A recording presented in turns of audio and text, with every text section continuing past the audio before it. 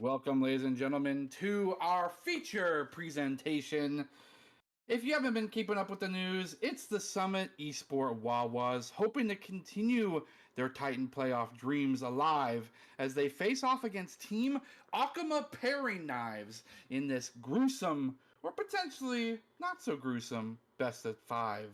I'm Barito, joined by actually the man typically behind the screen, Proton Plat player, the man, the myth, the legend. How's it going today, sir? Oh, just hoping that it's not another Not a five late, gamer. not well. If it's a five gamer, at least hope they're quick games. Yeah, Hoping for some cleaner gameplay, fewer throws from here from the Summit Esports Wawas. I yeah. don't really know what to expect from OPK, but we'll have to see. Obviously, we have some target bans coming out specifically against Morn. It looks like. And yeah, Yep. just three jungle pans it looks like. And Morn's just not You know, having a great time. Warren's not able to take control of those kind of pseudo global abilities. Even with some of esports, well, was respect banning the Talia removes that from Morn's pool as well, and that is an interesting note. As in addition, is the fact that we do see the return of Morn into this roster, kind of what some would consider the A roster on the Summit Esports Wellwas teams. No, shade thrown to the Stro or anything, but Morn kind of being uh, a lead strategist for any team that he's on, really does provide an extra layer of support for their team that maybe not a lot of players are comfortable providing. And we see an instant first pick, the B1 Varus. It could go a multitude of different builds, has that lethality build, has an on hit build for kind of late game hyper carry potential. And then, if, for some reason, if the Wawas find themselves drafting a bunch of big, beefy meat boys, then of course you have the mathematically correct AP build. But in tandem to that, we'll see an Ezreal on the opposing side. I would be pretty confident in saying with these two teams, it's not going to be an Ezreal mid lane, and that Ari will definitely confirm that, as it looks like it will be Ezreal taking the Ezreal into their hands, and May taking the Ari, a very comforted pick for them into the mid lane. Already seeing quite a bit of range here. The Ezreal, the Ahri, and the Varus. We'll have to see what this B2 and B3 is here for Omega Akuma Parry knives, but I would Yeah. imagine that it's probably just going to be some ADC. Well, ADCs are even picked. Some mid laner, and it's going to be the Mm-hmm. Ahri, or sorry, the Akali, and probably if I had to guess the jungler here, but we won't know until they pick it. Yeah, and as much as it would be interesting to say that the Ari could flex into the support lane, there's only a few people I know brave enough to take Ari support, and they're unfortunately not on this roster. But it is a potential, kind of baiting out that mirrored mid pick from uh, Akuma pairing knives and stating, hey, if that's what you want to do, we'll pick your mid to answer and then leave the counter open for a later pick in the draft. But we'll see Vi taken away from Morn, Ari Vi as a combo, pretty good catalysts for each other. The Vi can really lock someone down. The Charm continues that CC train, and boy, how do they do just a bunch of damage together. But we'll see the Viego. Oh my god, I love that champ. He's Viego just trying here. to find love, PPP. He's just trying to find a soul day. Where is she? I don't know where Isolde is, but I think she's dead or something. But I, Well, I'm not. I don't tell wasn't really a Viego big that. big fan of the Ruination lore, but uh, Savage. yeah, Viego here from Warren. So good carry potential here from Summit Esports Wawas. I am a little concerned Mm-hmm. about the who's going to sort of be the tank here. So they're really Right.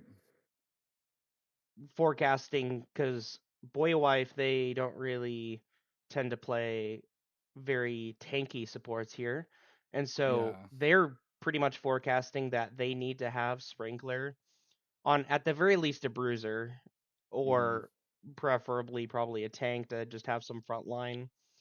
Yeah. But we'll have to see. I would Oh imagine yeah. that this is probably going to be Well, obviously for the next pick here, I don't think it's going to be well. Knowing some of Esports Wawa styles, they might save R5 for Boy Wife just to try and Right. succeed as much as in that lane, and then just kind of throw Sprinkler to the wolves, Hmm. assuming that he is just going to play a tank. See the Yeah. Embesta banned out, but it could be saving it for Sprinkler, and maybe they put him on something like a Bruiser, like a Jax or something, or Yeah, I wonder maybe if they're just feeling out the waters to see if whether or not Karma can be picked in that support role. Because, man, Ezreal Karma, talk about a safe bottom lane that can, when they want to, turn the table and really just pump out the damage. And then beyond that, too, you questioned whether or not they had a beefy front line. Actually, the Wrestle being picked up by Boy oh Wife, that works. Sai. That I works. mean, that definitely does add to the beefy frontline tank option. Check that box off, but not really what something some would say is a typical pick. Maybe something they've just practiced for this team or this particular comp, and maybe they've seen great success and really enjoy the play style. Nautilus to kind of answer that. A lot of disengage opportunity, a lot of engage opportunity, and in tandem with Vi and Akali and the Varus as well. It looks like a lot of a single target aggression here from the side of Akuma Parry Knives, and we'll see what they round this out with. I don't think this is Nautilus top. That is something only No, foolish players play, and the Garen yes, will round Garen. out their comp to add an exclamation point to single target damage So whenever the hell we want. that would explain the Jax ban if they were gonna Yeah. pick the Garen. So no Jax pick able to be picked here for the side of What was? Wawas. Yeah. Curious, And it this kind kind of of kind of makes you wonder what they can pick. yeah, hamstrings Wawas a little bit. Camille. The Camille. Okay. I mean, So I guess it can work. Garen doesn't really offer a lot of magic damage, so her passive shield should be primarily physical damage, and that does kind of stave off the kind of one hit potential from Garen's full combo, but I don't know if Camille can ever kill Garen in that way. well, that's the thing about Camille though, is that you don't have to really be that successful in lane. You just True. become a split pushing menace. Obviously, Garen does too, but Mm-hmm. depending on skill matchup and just the way things go, it really can go either way. Right. I do think that the side of Akuma pairing knives, they want to jump on you, and Right. it looks like the side of Wawas is kind of looking to either make picks or to just split push. They kind of have a lot of identities where they can poke, they can split push, they can make Right. picks to where it's very clear what Akuma pairing knives is looking to play for. So Yeah. we'll have I to see wonder. how Wawas actually does with that. Mm-hmm. I do wonder if Wawas are kind of calling the bluff of Akuma Parry Knives, seeing that they have so much single target engage and single target CC and damage, whether or not they're cohesive in how they execute that, because if one of these members from APK step forward out of place or a little bit too quickly, I mean, they have the Hexic Ultimatum, they have the Relo, Ari Charm, and then if your target's Ezreal, well, good luck. And then all the while, you're affording Viego an opportunity to start that reset chain that they so desperately want. It could be pretty beneficial for them if things go correctly. But then again, it is really contingent on Akuma Parry Knives to not execute as perfectly as they can. Yeah, do you have any final thoughts before we take it to a break here, Baratel? If this isn't TP Ignite Camille, I'm gonna be real sad. Well, I hope certainly it's at least TP Camille, but Yeah, certainly I feel like Sprinkler would pick that. And I really do think this game can go either way. yeah. I I think it depends on how well both these teams play, and that's why we're what is it, semifinals, right? That's why we're Semifinals, yeah. here at semifinals. These two teams have been fighting all season to get where And they are now. So let's see what they have to show us on the Rift. Yep, we will see you guys after a quick break for the spectator delay, but do not go anywhere, knowing the Wawas is going to be a bloodbath, and just Oh yeah. sit tight and enjoy the show.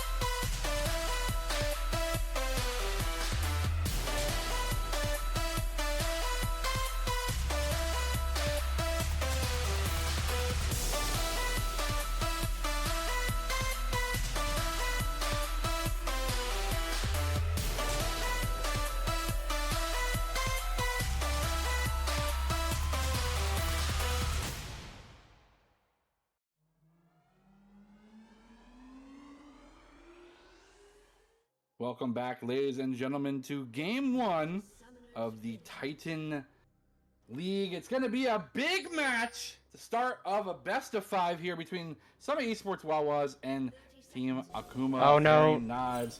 Asura! Here, Asura, run! Is going to be caught here.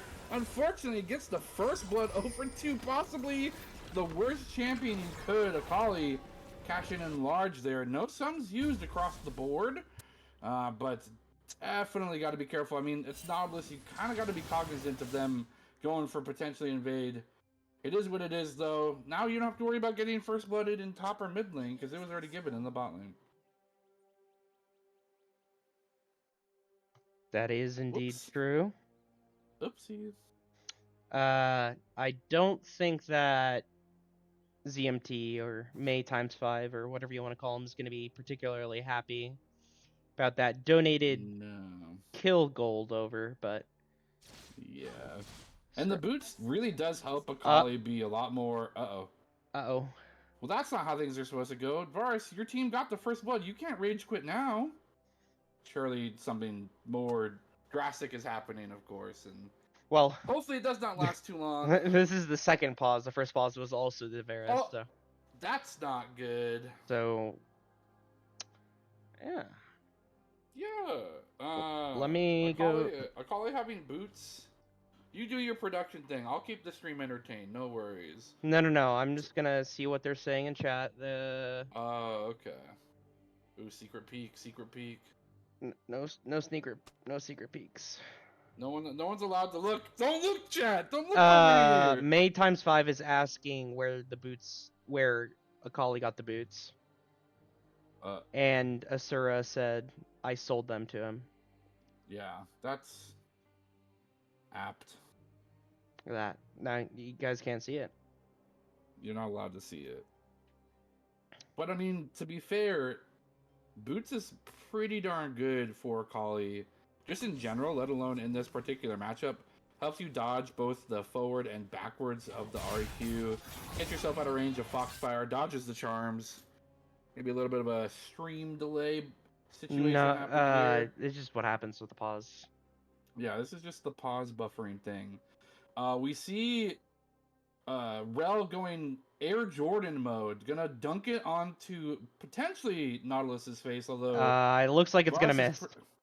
It's gonna miss both Nautilus and Varus. It got stopped midair, actually, so Air Jordan got completely snuffed out. Yeah, the Nautilus grounding, I believe. Probably for the best, though, actually. Thank you, Nautilus. And instead, you'll get flipped over. The attack speed coming out from the Lethal Temple. Ezreal will do a little bit of chip damage. A nice Q with the added period on that trade. Very favorable one after maybe a missed ability. Sets up a nice setup for the bot lane. And in the top lane, that shield won't be put to use. I mean, it's level 1, so it'll mainly be there to absorb the dizzying spin move from Garen. Let's see whether or not that continues the trade. In the mid lane, those boots keep the Akali in and out of danger, although they are dangerously low in terms of health. I mean, you had kind of hit the nail right on the head. I anticipate this to be a pretty gruesome series, all in all. Nice trade there in the top lane. The Sprinkler just takes the scissors right to Garen's jaw. Hopefully that Perseverance keeps him stable. The Garen passive keeps him topped off. That is true. Garen, he's powerful. He's powerful late, and he's, powerful, I guess, mid-game too. But early, even before he gets, his full set of abilities, he's pretty squishy, and Sprinkler's taking advantage of that. And good on May here to make sure to, even though the Akali has boots, to still be able to, keep the pressure out.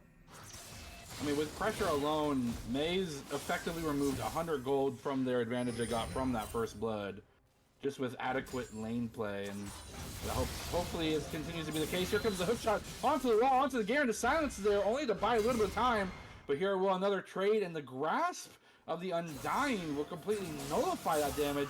Wait a second. Oh no! Flash under tower. The ignite's there, but it's not a lethal dose of burning just quite yet, as both top laners limp back to their lanes. That could have been really bad for Sprinkler. He's going for another one. Wait, Sprinkler, you're a madman. But Sprinkler, there's a Vi up there. There's a Vi up there. There's a shark in the water, and it's Vi with big fists. A punch to the head, and you're knocked out. Ding, ding, ding. That one's going to the top laner. Nope, never mind.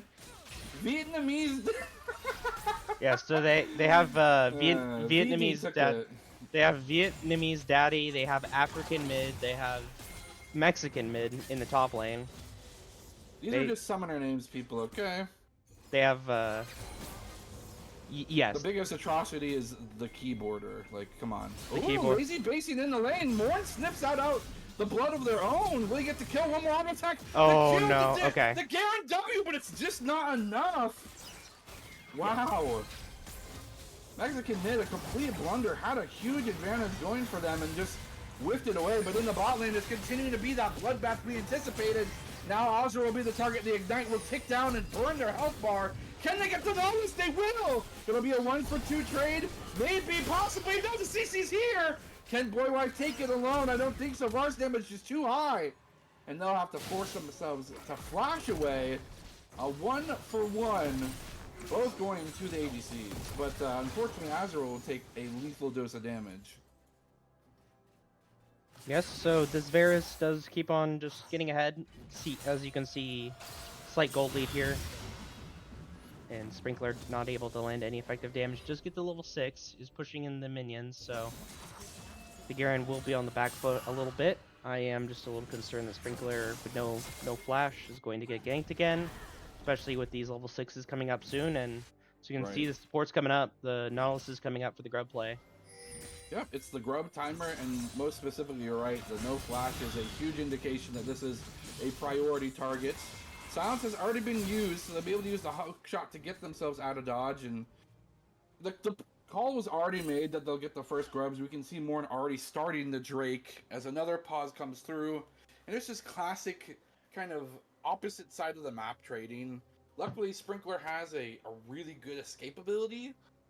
You know, if they had maybe drafted a different champion, stepping up that far forward could have been death. So believe it or not, Jared, this pause is not about the ADC. This is about the pause. I believe this is. Let me see here. Check it out. Also, don't dox my real name. People don't know that, okay? Oh, yeah. Sorry. I don't care. My name's Noah, by the way. But this is Noah. My name's also Noah. So, I believe the Wawas are taking some impromptu bathroom breaks. For some reason, they didn't do it before the game started. They're doing it now. I guess they have too much caffeine in their system. So, can we get some llamas in the chat to pray for these guys to maybe use the restroom before the game? We need to get the llamas. We need to spam this llama to help the Wawas. The Wawas. Absolutely. As you can see, though, it's just going to be a trade across the board, a Drake for grub play. So we have another little. It's just a pause delay thing, which is awesome. One day maybe Riot will make this seamless, but today's not that day. We'll blame the bathroom goers for this one. Actually, I would think it's because they want to try and preserve the spectator delay. Yeah, that's true. Don't any secret advantage to be given over, and we see Garen now getting that potentially dangerous level 6 across the board. And Sprinkler, you know, you do have that shield on call when it's off of cooldown, but Garen got that silence on lockdown, that full combo, and your health is just about 55%. I'd say that you're in lethal zone, especially if that ignites off cooldown, which it is. Now, Hextech Ultimatum does have a unique interaction. If Garen doesn't time his combo within the window of his silence, it could be good for him because they won't be able to get the ultimatum out. Here's an engage here in the mid lane. Akali diving under tower. Just a one blinking out bar. Oh my gosh, maybe I didn't see it. Maybe they didn't. They said they didn't care. They were going for the 1-to-1 trade. The wave potentially being in a pretty decent spot makes it okay, but that was still a hyper-aggressive play and not really for a lot of benefit. Yeah, I gotta say that takes quite a bit of guts to, you know, flash in, try and go for it.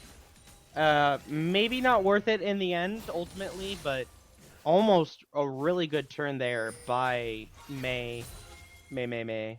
Well, May has Ultimate Hunter, so it's totally worth it, right? Oh, XD? I see. I don't know, actually. I don't know their Uh-oh. secondary runes at all. Okay, They sniffed it out. Also, Yep. this player has some of the most impressive premonition I've probably ever seen in this game. Sometimes they overheat a little bit, but this guy's got game sense. Nonsense. And plenty of it. Nonsense. Still sniffs it out. He sniffs out the ganks. A different story. The Reno. Here comes the arcane shift. Will actually bait out the Vio, and they have no way to turn this away. Unfortunately, a full slew of damage onto the Ezreal health bar. Not enough premonition to save you there, and now also a double kill. That was funny. Thank you for the donation, Nautilus, but a great play from the side of APK as they take a double kill and continue to stack it on this already dangerous Varus. And it does look like he's going the lethality build, so poke aplenty on both sides of the Rift. I mean, I think that's a smart move, especially when you look at the side of Wawas and you realize they don't really have very much tankiness. I mean, even Rel, like, when you're a support, you don't really get that tanky. Sure. Morn may have overextended here. May have overextended, bit off more than you can chew. Saw the cross-map opportunity for the Grub.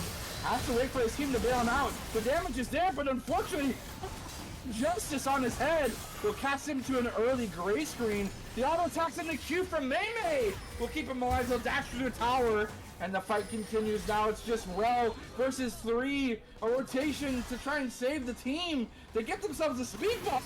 They're dodging sideways, but they have too many abilities to dodge. They'll dump over and through Divine. You gotta be kidding me. This guy's still alive. No! Flies on a blinking health bar, flashes the Ahri damage. Can May land some more? They gotta call it up. The Foxfire is here. Akali's here too. Full energy bar, blinking health bar on the backside. Devi's a bait. You can't fall for it, but you do anyway. And a crazy play, but one ups to APK. Yeah, I mean, playing on the edge there for the Vi on the side of Very nice. No lazy base here. Morn still sniffs blood in the water. Can he lock the W down? He does. Can he get the ultimate too? And that's an Akali reset, but he's under tower. Great use of the Shuriken and Shroud. Gonna go ahead and full clear the wave as well. And yet again, APK walks away ahead and just with lazy position on their basing gets punished yet again by Morn.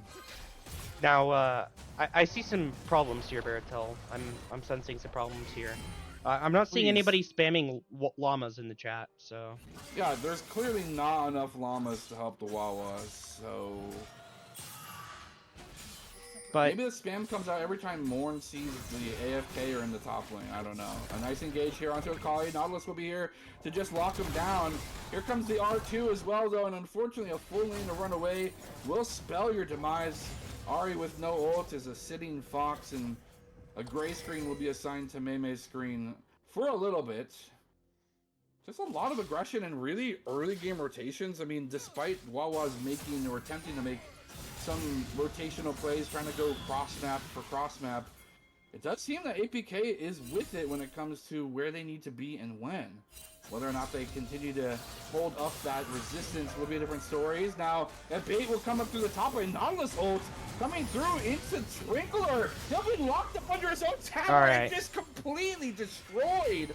Unfortunately, your hubris, not built yet, obviously, will be your downfall. Thinking you could engage on Garen, not knowing that Nautilus was in tow, but it doesn't really matter. Do you build hubris on Camille?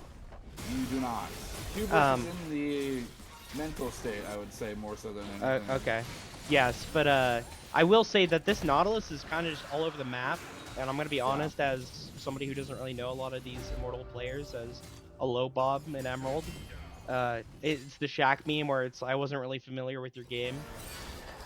That's me to fails right now, so, you know, I do hope the Wawas win, bias casting, but, you know, good stuff coming out here by fails and Akuma pairing knives, and who knows, maybe the Wawas just need a swift kick in the butt to take the series. You know what they say, real recognizes real, and right now things are going kind of really bad for the Wawas. Has some opportunity to try and staunch this bleeding, but they, without a shadow of a doubt, have open wounds right now hemorrhaging. I mean, even when we look at it right now, 2.6k gold lead. We're not even 13 minutes into the game. They can't even throw up the FF vote right now and they're behind. It doesn't really matter. All things considered, though, maybe they're holding on to the truest meme in League of Legends history is the hashtag #WeScaleNautilus, gifting over yet another bad positioning to the Wawas, and Wawas will lock him up. And there goes Ozreal, hungry for blood, gets a kill of their own in the pocketbook. Now they get themselves some action, but again, donated by just a misplay by Nautilus here in the bottom lane. That will be... Morn's gonna sniff out a dive. The protective dive, but a call's already here. May's not even on the rotation yet again. Morn going for hyper aggression, finds more than they can chew, and unfortunately forced to bite off a gray screen of their own. Yes, yeah. May gets themselves a plate, but at the cost of your jungler, I'd say hashtag not worth. Yeah, I don't think a plate for a jungler trade is particularly good there. This Kali's getting fed. The Garen's ahead, the Vi's ahead, the Akali's ahead. Everyone on the side of Akuma Fairy Knights is ahead. I will say that the Garen can scale. Oh my goodness, fails! From the Nautilus under tower. They're going to continue to dive, but we'll completely blasted to smithereens! Sorry, Akali, that's a tower and you are not a tank. Good night. Great engage from the Nautilus, fishing for that hook, finds it, starts to reel it in, but this time Akali was unfortunately the biggest bait and gets a huge amount of money over to, I guess, Rel, all things considered. An engage from his Garen, has the Q, has the ignite, but the ultimate was just a few ticks too short. And now Morn. Don't do it, Sprinkler. Don't do it. Commit, Sprinkler. You don't need to piece this. It's on Morn's gravy boats. You take the Garen in stride. And man, 22 kills and we're not even at 15 minutes, PPP. This is what we want, right? Absolutely. 14 minutes, 22 kills, more than a kill a minute. That's what I like.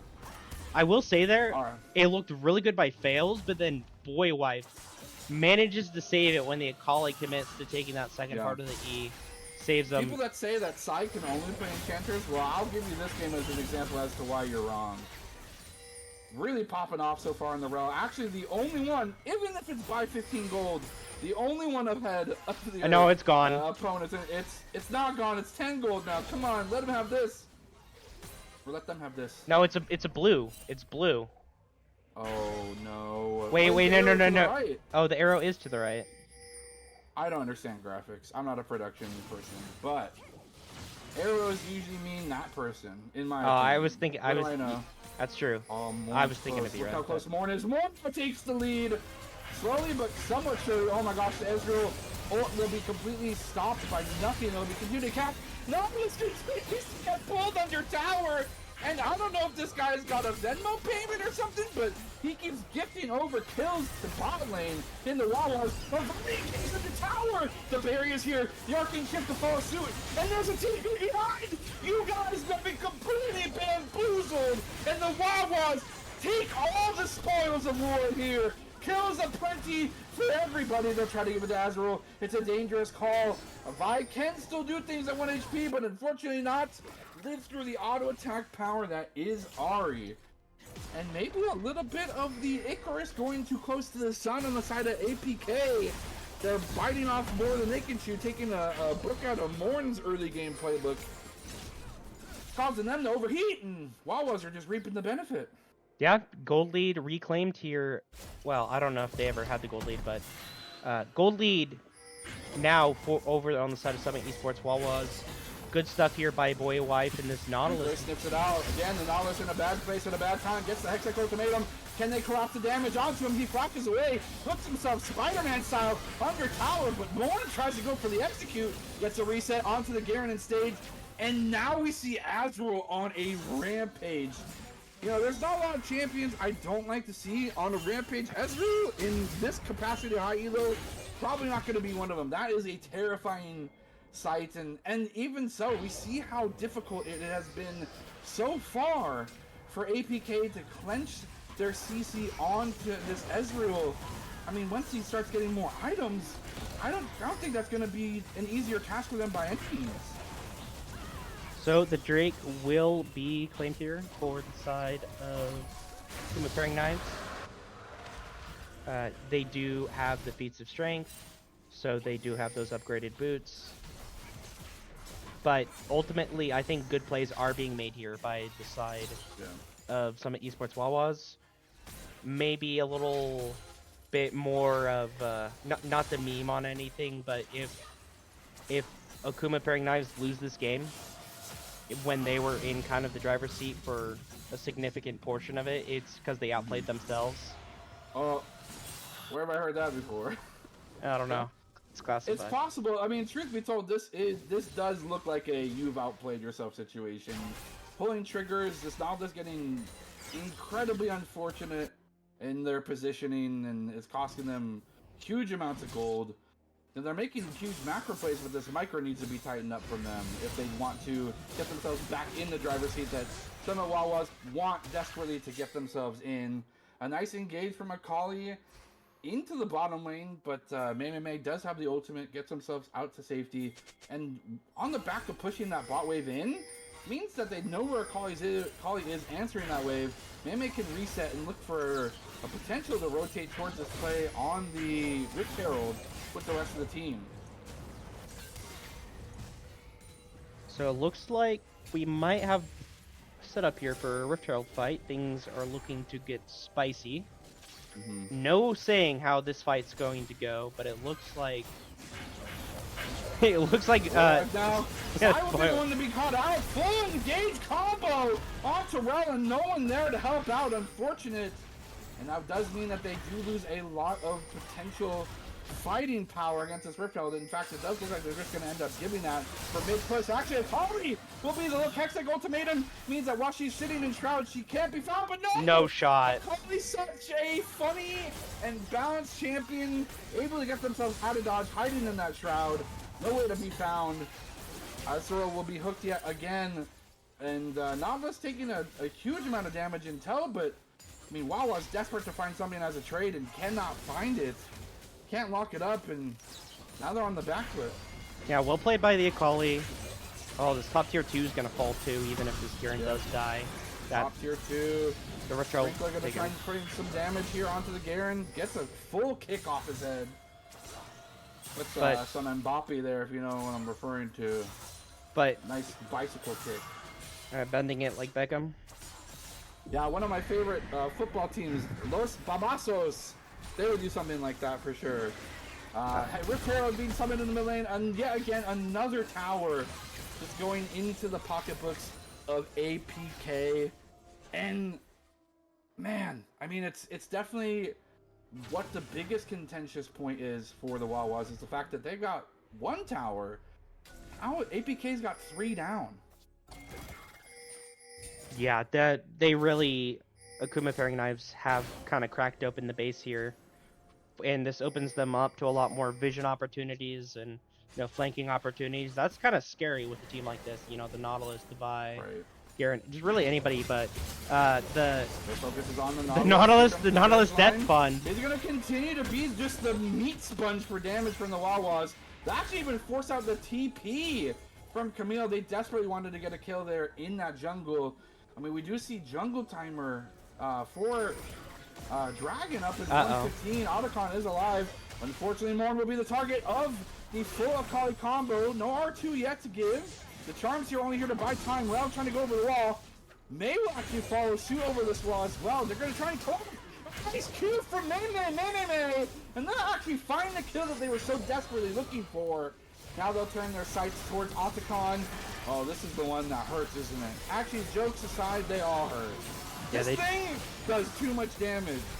Yeah. That Akali flashing over the Dragon Pit, I think, was a little bit of a hypey solo Q play, and it might cost Akuma Pairing Knives a lot here. Looking for the zone, they're going to cross from 4 different sides. Whether or not it's going to make this fight go through, Assault and Battery will just instantly shut more out of a reset potential, but they left Oxworld to free it. He's Legolas, he's Iron Man, he's got the Giga Blaster, the Photon Beam, call whatever the hell you want. He's popping off, and the Wawas walk away with 8, Otacon and some. I don't want to say that's the backbreaker, but that definitely hurts for Akuma Pairing Knives. And Wawas, even though the gold is basically nothing. Gold lead is basically nothing here for either Mhm. side because A 400 gold 1,000 doesn't gold really matter. difference for your ADC when Varus was so incredibly far ahead in the early game. Has to feel bad though. That does feel bad, Yeah. but But on the other side, we see 1,000 gold lead here in the top lane. Camila is doing their job in their sense that Hextech Ultimatum is being used in a perfect way to just lock up and imprison a potential kill for the Wawas to start getting the ball rolling in these team fights. And it's also being used to great effect for pick potential too. It's just unfortunate this Garen, if they get their full comboed hands on anyone, it's going to be a doom day. Much like this buy, doesn't seem to be long for this world. This world will get a reset. oh, that flash! And he will actually fail to pull a straight Baratel there. That A flash double kill sucked. from Morn on the other side, though. Pretty good. Yeah, hashtag that flash sucks. That flash sucked, Estera. You're playing Ezreal. You have 2 flashes. Guys, despite him being a freak of nature, he is still human and therefore able to make a mistake once every 23 minutes, okay? Like, it's alright. And all in all, they'll put themselves onto Dragon Soul Point with that Mountain Drake. The early game, if you were to turn back the time and say that the early game would lead to this, I wouldn't believe you at all. 9 times out of 10, I would say that APK keeps up the momentum, keeps making great rotational plays, and ends up using their wallet to smack themselves into the base of the Wawas. But as it turns out, I don't know what the catalyst is for success. Don't do it, Morn. So far, so good. Oh, we're doing the caster curse thing right now. Morn, Don't do it, Morn. Sniffed out. He's stealth, but he's silenced. He's ignited as well. He's completely found out. He might have to ulti to safety, but no. Justice. Yeah, find their way into a kill on the bottom lane. I don't know. I mean, Morn just got outplayed by pure skill. Pure champion skill. Garen is a skill-capped champion. Unfortunately, the cap is very low. Nautilus trying to find something. Trying to just fight the enemy support, I guess, to the best of their might, knowing that they have allies in tow. The top lane engaged here. It's going to be the bone plate is just stopping maybe half their HP from being diminished instantly. There's no damage to follow up on this Akali. And Sprinkler just desperately using their ultimate to get themselves to safety. Akali, though, in the same fashion, forced to use their ulti. And no result besides just that trade of those ultimate abilities. And you can see that this top tier 1 being gone, this top tier 2, excuse me, and this mid tier 1 allowed for plays like that, as I mentioned earlier. And Akali flanking. This is exactly what I talked about. And if Wawas want to be successful here, they're going to have to, play together. Boy Wife is gonna have to peel. Sprinkler is gonna, have to be the one to check these bushes as basically the tank. Well, I guess Boy Wife is probably tankier than Sprinkler, but I don't think that Sai is allowed to leave Ozeral's side. Exactly. Very transparent. Yes. In this state of the game with these particular champions on APK side, I feel like it would be setting up for doomsday. Just like we're seeing here in the top lane, they'll use the hook shot, find themselves slamming body-wise into Akali. Not really something that you want to be doing. A jump scare. Who knew that League of Legends could be a horror game? Well, Sprinkler just found out. Here in the bottom lane, though, May, trying to fight the kaiju that is the spinning Garen. Finds a full trade onto him. This is the Q. Waiting for another charm. Garen will just... He's just gonna regenerate. Just be able to just run away, guys. Cool champ. Thanks, Riot. Yeah, I mean, if you chase that, legitimately, Garen can kill you. It's disgusting. It's a matter of a mere single rotation, and with your 0 armor on Ahri, yeah, you're toast. Also, I do want to mention, maybe to the chagrin of a lot of people, this Ahri doesn't have the what's been popularized in the Roa build. But all things considered, I think that the way that these fights are going, this amount of damage coming out... Oh no, I'm so dumb. That is Roa. Guys, I'm a platform peeker.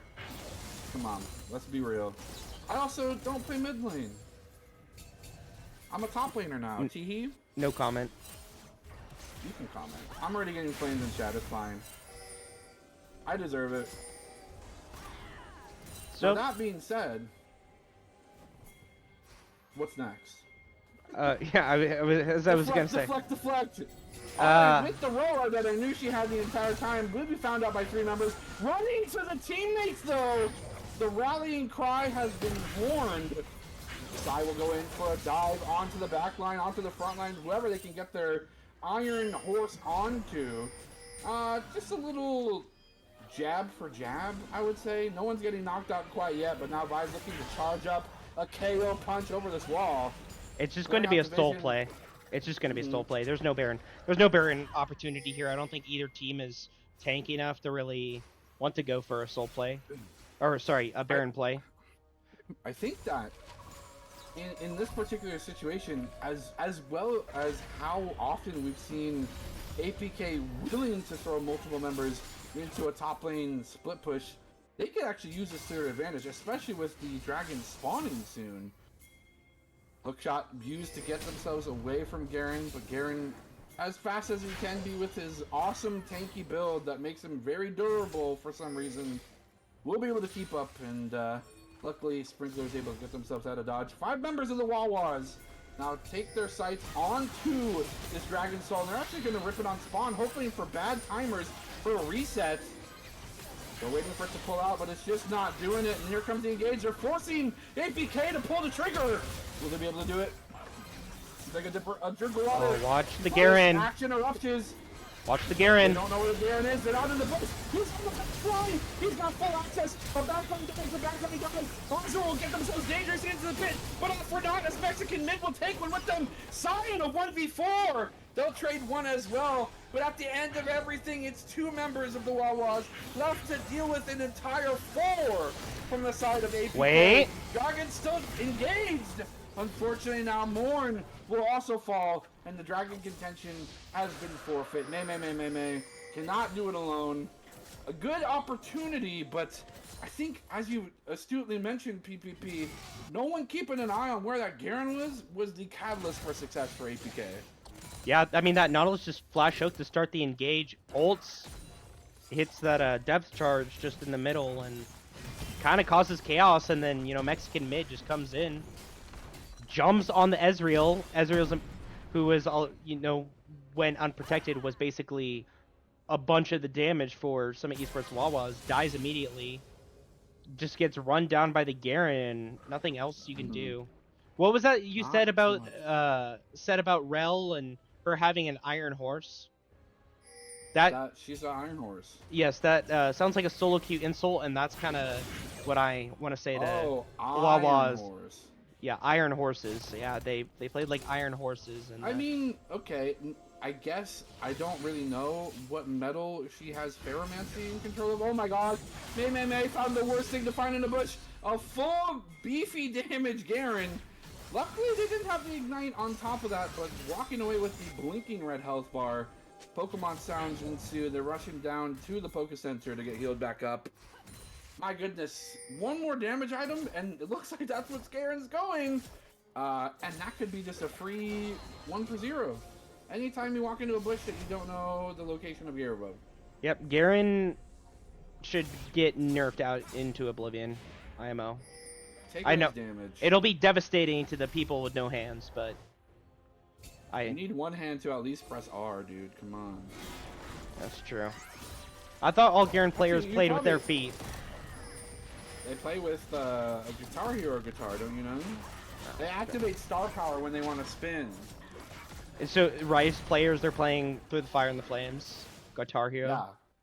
No, it's not that intense. You want to do, it's like if you were playing Fire the Flames, but on easy difficulty. It only has like 5 notes. Yeah, that's true. Oh no, this Hag Splash. Hag Splash, they actually find yet again the Ezreal, and they're just going to use everything on him. Unfortunately, the Iron Horse is not enough to protect him. And May will TP into certain doom. Salt and Battery will not be able to find anyone but the prime targets. This is an unfortunate set of events here for the Wawas as they get caught with their pants down. And despite Nautilus's early blunders, they are really setting the pace for pulling these triggers for their team and finding priority targets with the anchors aplenty, the fantastic and very hard to hit Nautilus Q and the ultimate as well to boot, continuing to find priority targets, really setting up their team to just go all ham on damage. Yep. I mean, Fail's great. Hex Flash engaged there to... And maybe Asura was a little bit overextended on the vision that was present for the Wawas.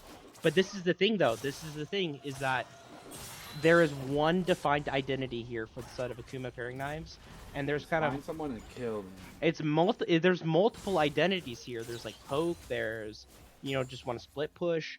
There's you want to peel here for the side of Summit Esports Wawas. Whereas it's very clear what Akuma Pairing Knives is playing for, and maybe this is going to be the draft difference maker here, because it just seems like it's a lot easier to execute one philosophy than multiple. Right, yeah, trying to split your identity only works if you're in that one movie with Ryan McAvoy where I call it 27 Kevin, but I know Split? that's not the name of it. I think it's called Split, actually, yeah. It's more funny to call it 27 Kevin, in my opinion. But yeah, I think that could be a huge boon for the side of APK, is just ease of access for how their comp needs to perform and what their comp does well and how to execute it. It's just, hey, find this target, and if we find this target, we can kill said target. It is possible, though, with a few different items, potentially, that all gets put into the trash bin. Guardian's Angel would kind of completely put that in a kerfuffle, in the sense that, yeah, their priority target may be taken down. Maybe in Stasis. I mean, we see May as the Zonya's already fully equipped. Unfortunately, they're not the priority target right now. It's the Ezreal who has, I guess you could call Shojin a defensive item. I mean, it's like a bruiser item, if anything. It's not a defensive item. Oh my god, he forward, he's crazy! They're trying to pick here. Damage here on the front line, but Ezreal will be cut backwards! What do you want from the Akali? Can they find himself safety? May will find damage here on the front line as well. A nice charm will keep things going, but for a moment, Boy Wife will keep himself safe. Goes for the Q, finds a stun, but only for a moment to get put into the blender. That is Garen's sword. Azrael will fall as well. Akali will actually sacrifice their life to do so. Despite it being a 4-for-3 trade, while being behind, it's not the worst. They didn't. Oh lose no! the game. Oh no! Garen buttons. Garen flies. E-speed the combo. Justice. It's a good thing that it's Fearless playoffs. Yeah, thank God we don't have to see this super cool champ again. I almost said things that you shouldn't say on stream. Uh-oh. Yeah, But PPP, he should be able to do all that damage. Look at his items. Now, you wouldn't say that if you build these items on any other champion, you would be tanky too, right? That would be ludicrous. That'd be insane. No comment. You can only do so much complaining on stream, but ultimately, I think, it's been good retaking the lead here for Akuma Pairing Knives. And they have 3 Mountain Souls, and they have a Nautilus, and they have a Garen. It's going to be extremely difficult for Wawas to come back. There may not be even an opportunity here. But the Garen has no flash, so maybe Sprinkler thinks that he can 1v1. Sprinkler thinks he can win this because he doesn't have flash. He's waiting for the TP to call suit. He's so scared. For help. He's trying to find it, goes for a slow. Garen's just gonna Q spin through. May using all the dashes just to get the hell to Garen. Actually ends up getting a line share of gold. I don't know. I actually have no idea how Sai got an assist except maybe speeding up Ari as she was TPing. But yeah, a huge amount of gold, and I think potentially a shutdown going back over to the Wawas. That still shows that Garen is 5,000 gold ahead, which is no small margin. I mean, we see entire games be decided by that much gold difference across an entire set of 2 teams, let alone one champion. They go for the mid-tier 1. Oh my god. It out quite yet. Well, they don't want to risk it. Garen is spawning relatively soon, but they did pull pressure away from bottom, and Sprinkler will cash in a tier 2 bottom Sprinkler tower, might be got but here. Now will be the target. They'll buy pressure though for mid lane to finally fall. Are they safe? No, Salt and Battery will find one here on the back line. Here's the hook shot into Akali, into Vi, trying to push Vi out, but unfortunately they targeted the Vi. That was the only person they can see. And ulti for ulti, but Sprinkler will fall. Now another objective, potentially the Baron with these long spawn timers can't even be looked at by the Wawas. Yeah, 4K gold lead here for the Garen. As Gummy Power and Peak Performance would say. Oh! As Gummy Power and Flash. Peak Performance would say, the world's smallest Sprinkler gold disadvantage. Oh, this is typical? No, they just like flaming him. Because I'm pretty sure they're like roommates or they play on the same team or something, but... I would hope that they're acquainted, if not friends, because that's a lot of hate for no reason. Listen, sometimes By the way, I don't know if they've seen me play, but this is, I mean, like... Anyway, we're getting back to the action yet again. The Nautilus ultimate onto Ezreal finds himself back to safety under a decrepit ruin of a tier 2 tower, but no one within Nautilus's proximity was able to fall. And I guess it was just maybe a zoning tool, a zoning ultimate to get pressure onto Baron, as now it is quickly dropping faster than the life bars of the Wawas. Does fucking Nautilus and just instantly blow that guy up. Sprinkler looking for more, does have the ultimatum. Can he find a prime target? It's official, Chum is in the waters. They're gonna look for maybe one. Garen's looking to end the game in the top lane. They have to make this happen, and they have to make it happen fast. Born into those Zonias. They're gonna find a gauge onto the Ezreal, but it's just a distraction. They're buying more time for Garen. He's ending the freaking game, guys. Hello, team. Guys, we're losing the game. We'll pick our base. Please, come on. Hashtag meanwhile your base. Garen finds himself the prime target. Gets charmed in the tower. Will actually find that tower as well. Will he find himself doomed here? Oh, wow. The Master Justice being called out as a little of a panic ultimate. If that had traded 1-for-1, I might have been willing to throw up. It might have been some Esports crash outs. No. You got too danger close to the sun. Morn will take up the brunt of the damage, but it's all for naught. Copley, the smooth criminal, asking no one if they're okay. And now it's the time for Azul to land some damn abilities. Dodges out on the Rain of Arrows. No! Flash for flash. He'll sidestep. He is the smooth criminal now. He'll have to be set on fire to be taken down. And it's all for naught. They're playing for scraps. They're getting punished. Akali will be sitting in the shroud like the little baby that she is, keeping themselves on edge, arm's length. And they're desperately trying to equate these kills, trying to save the play. But there's some points where you just have to say, that's all done, the play's over, there's not much more we can get. We gotta stop wasting resources. It's a brutal one. They'll find the Akali yet again in another shroud. An absolute tilter. And thank God we don't have to see that champion again either. Holy crap. What am I watching? What am I watching? Sweeper doesn't even help. The Sweeper doesn't even help. Yeah, that champ's really funny. But again, no complaining. They're playing really well. They're playing their character. Blah, blah, blah, blah. No. I would be pissed. Not about the champion. I'm just saying this is literally the average like kills per minute for Summit Esports Wawas game. These guys do not know how to play slow to save their lives. It's actually crazy. I mean, and that's awesome. that's Mountain Soul. So yeah. I don't want to say it's cooked. 4-stack Mountain Soul too. So 4-stack. The fact that they're even taking kills left and right is at least something they can. I wouldn't say be happy about, but at least something to talk about. Yeah, like, you know, after game they say, well, guys, imagine how much more damage we could do if we didn't run into a Garen into the bush and give him yet again another kill for a 5k gold lead. More now trying to get themselves to dodge. The stealth is here, gets himself to safety, but for a moment, Akali looking crazy, has blood and the scene red in their mind, and they're looking to maybe end here. They do only have the Void Grubs charging through the little Grublins. They do have a wave, only one tower to take down. Will they try to execute a dive on the remaining members of the Wawas? It is 20 seconds until Boy Wife is alive, and no, instead they'll call the retreat, afraid of the potential ramifications of what may lie after a failed dive. playing it a lot slower than potentially a different team that we might see win this particular game. But all the while, affording the Wawas opportunity to continue to farm, something they desperately need. As you know, we saw them in the driver's seat for a moment. They've been forcibly ripped out of the driver's seat, and that car is multiple miles down the road right now. About 6,000 gold worth of miles down the road.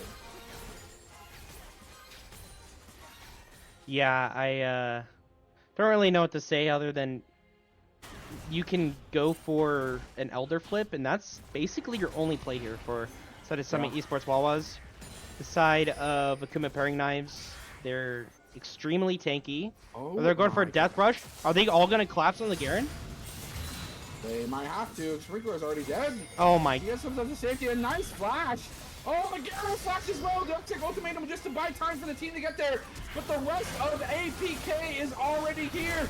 Garen's on the rotation. He may not have ult. He may not have flash. He may not have ignite, but he has that damn blender attached to his sword, and he's making chip and mincemeat out of the health bars for the Wawas. It's gonna be an ace. Morn, barely alive, actually left limping to reset. He'll get himself back to base. It's a one-man army versus an entire superpower of APK's damage.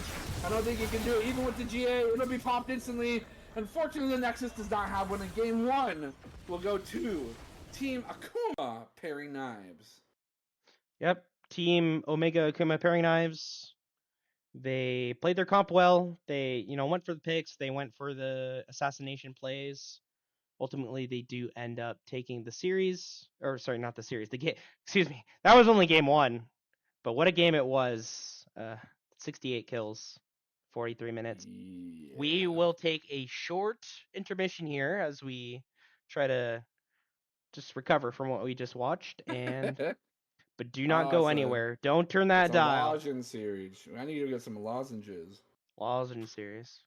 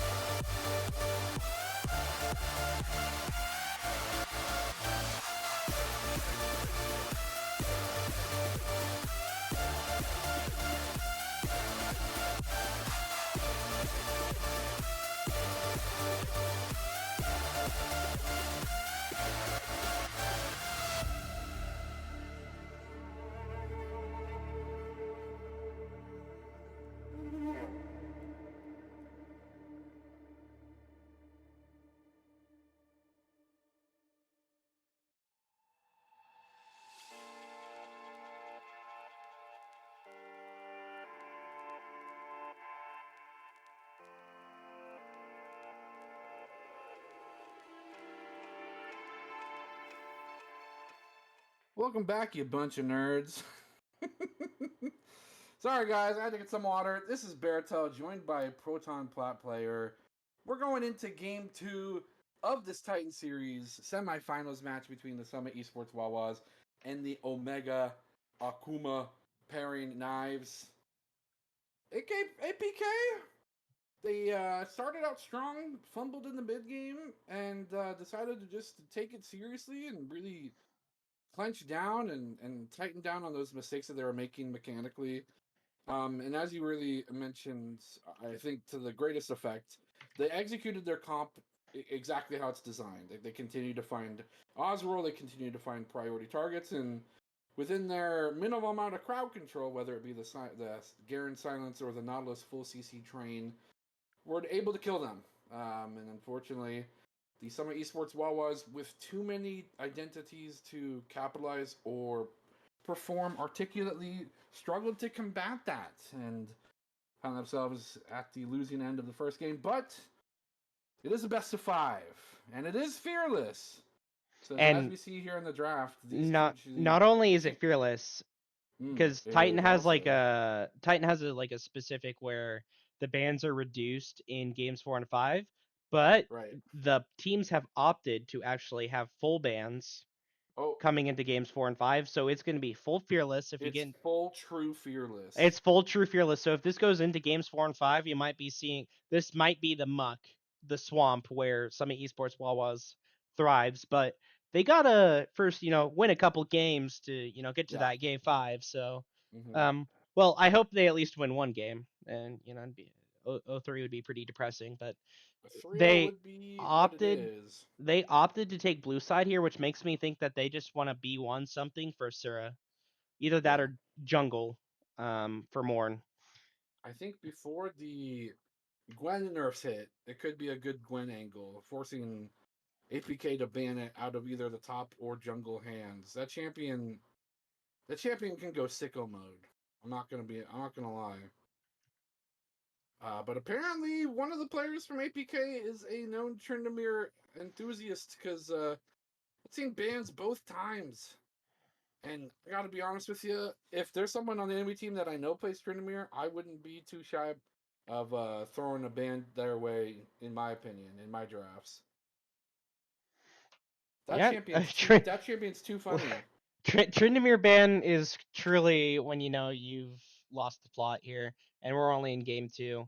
So let me guess, B1 Varus. It Wait, can't you be one can't. Varus, it It is can't be one Varus. Varus. Ah, I called it! It's the Gwungle. Ladies and gentlemen, I may only be a plat peaker, but sometimes I know my stuff. The Plat Peaker And right Prophet. now, I am not. Well, maybe. I don't want to say anything else with certainty because the power of the casting desk is one full of dark magics, and I don't want to anger the spirits that reside within.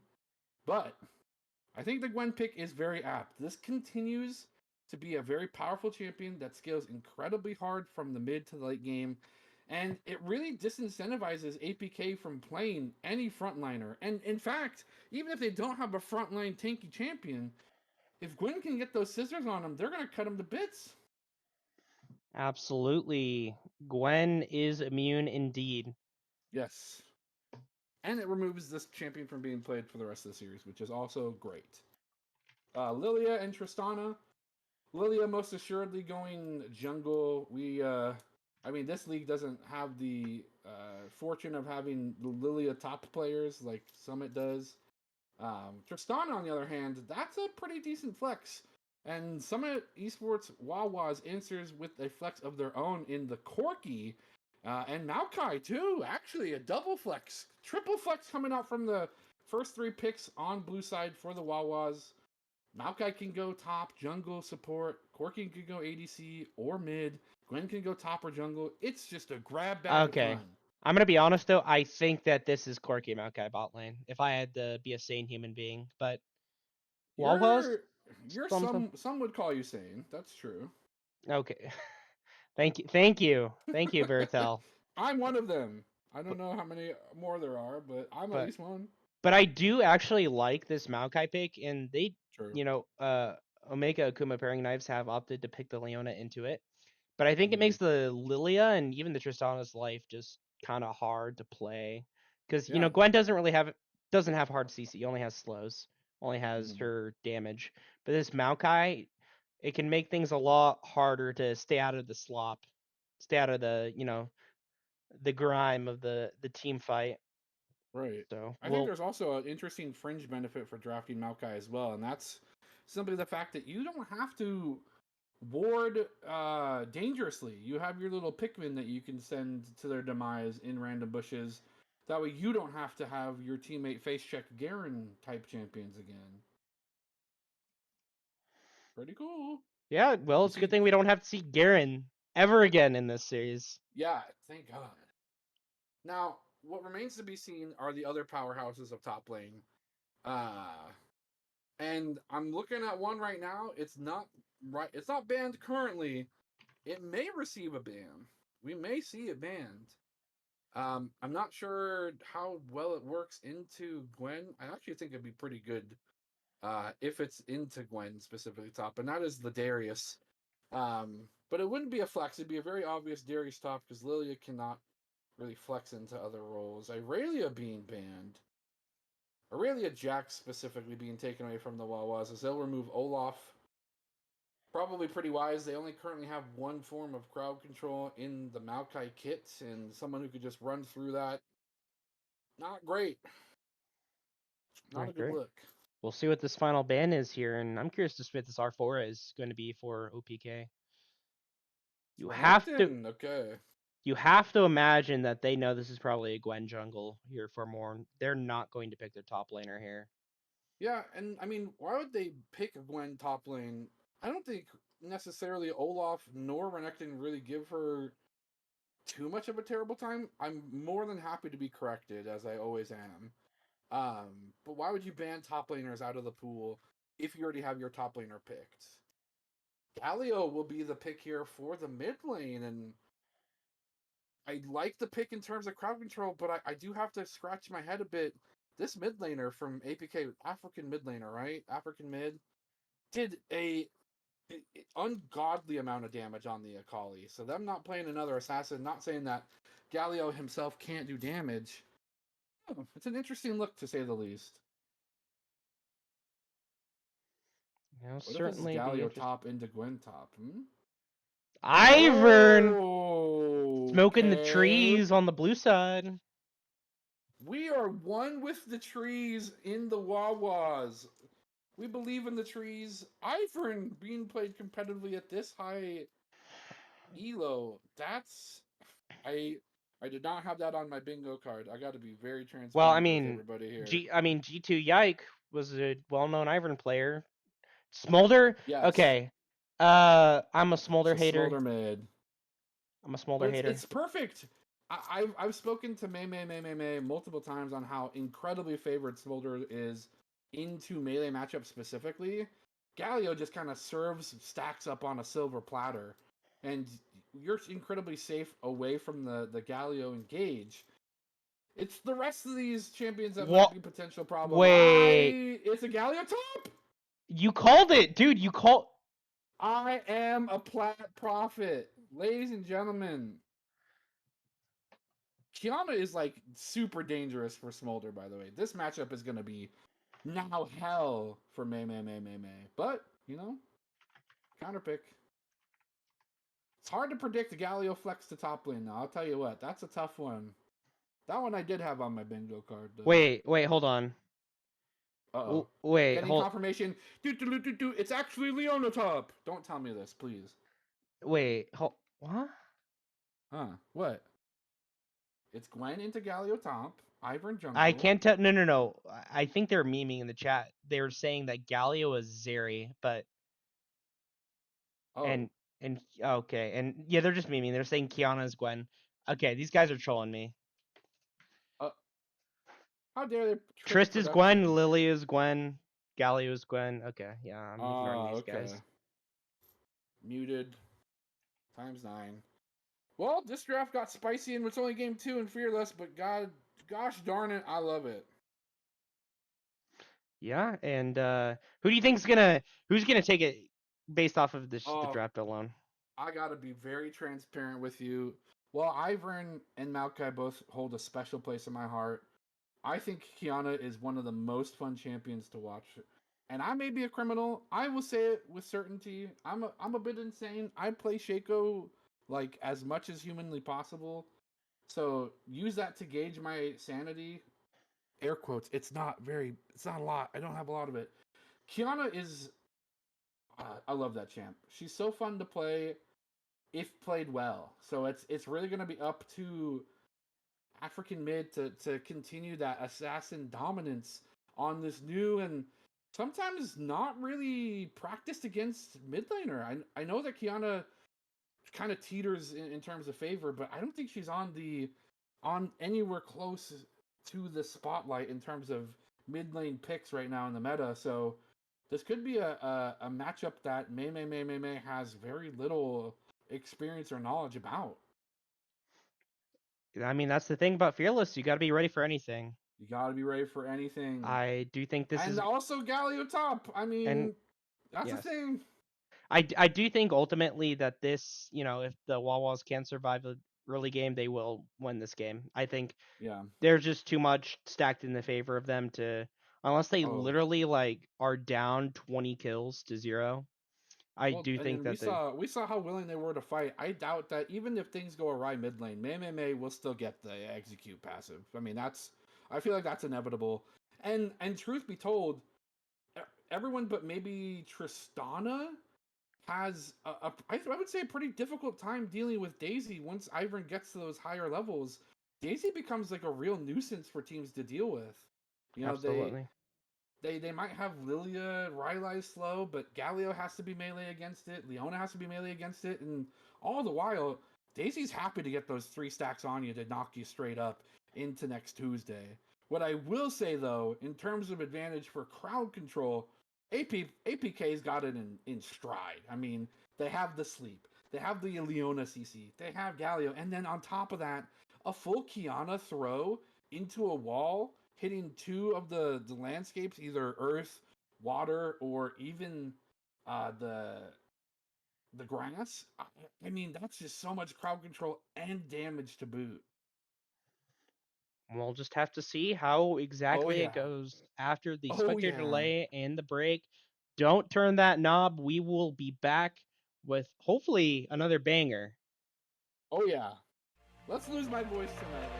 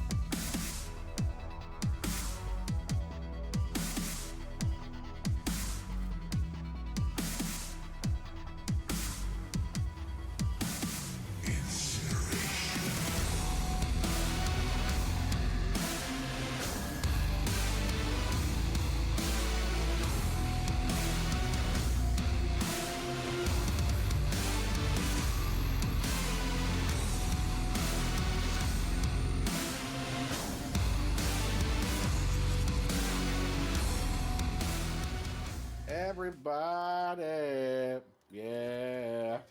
This is game 2. Yeah. Summit Wawas. Can they do it? Can they go 1-for-1 in these first 2 games against Akuma Parry Knives with the tricksy little draft? Have the Galio top, have the Kiana mid. Very uncommon picks, I'd say. But with that, some of Wawa's got some tricks up their sleeves as well. The Corky Maokai bottom with the Ignite and a fellow tree in the jungle. Morn piloting the Ivern.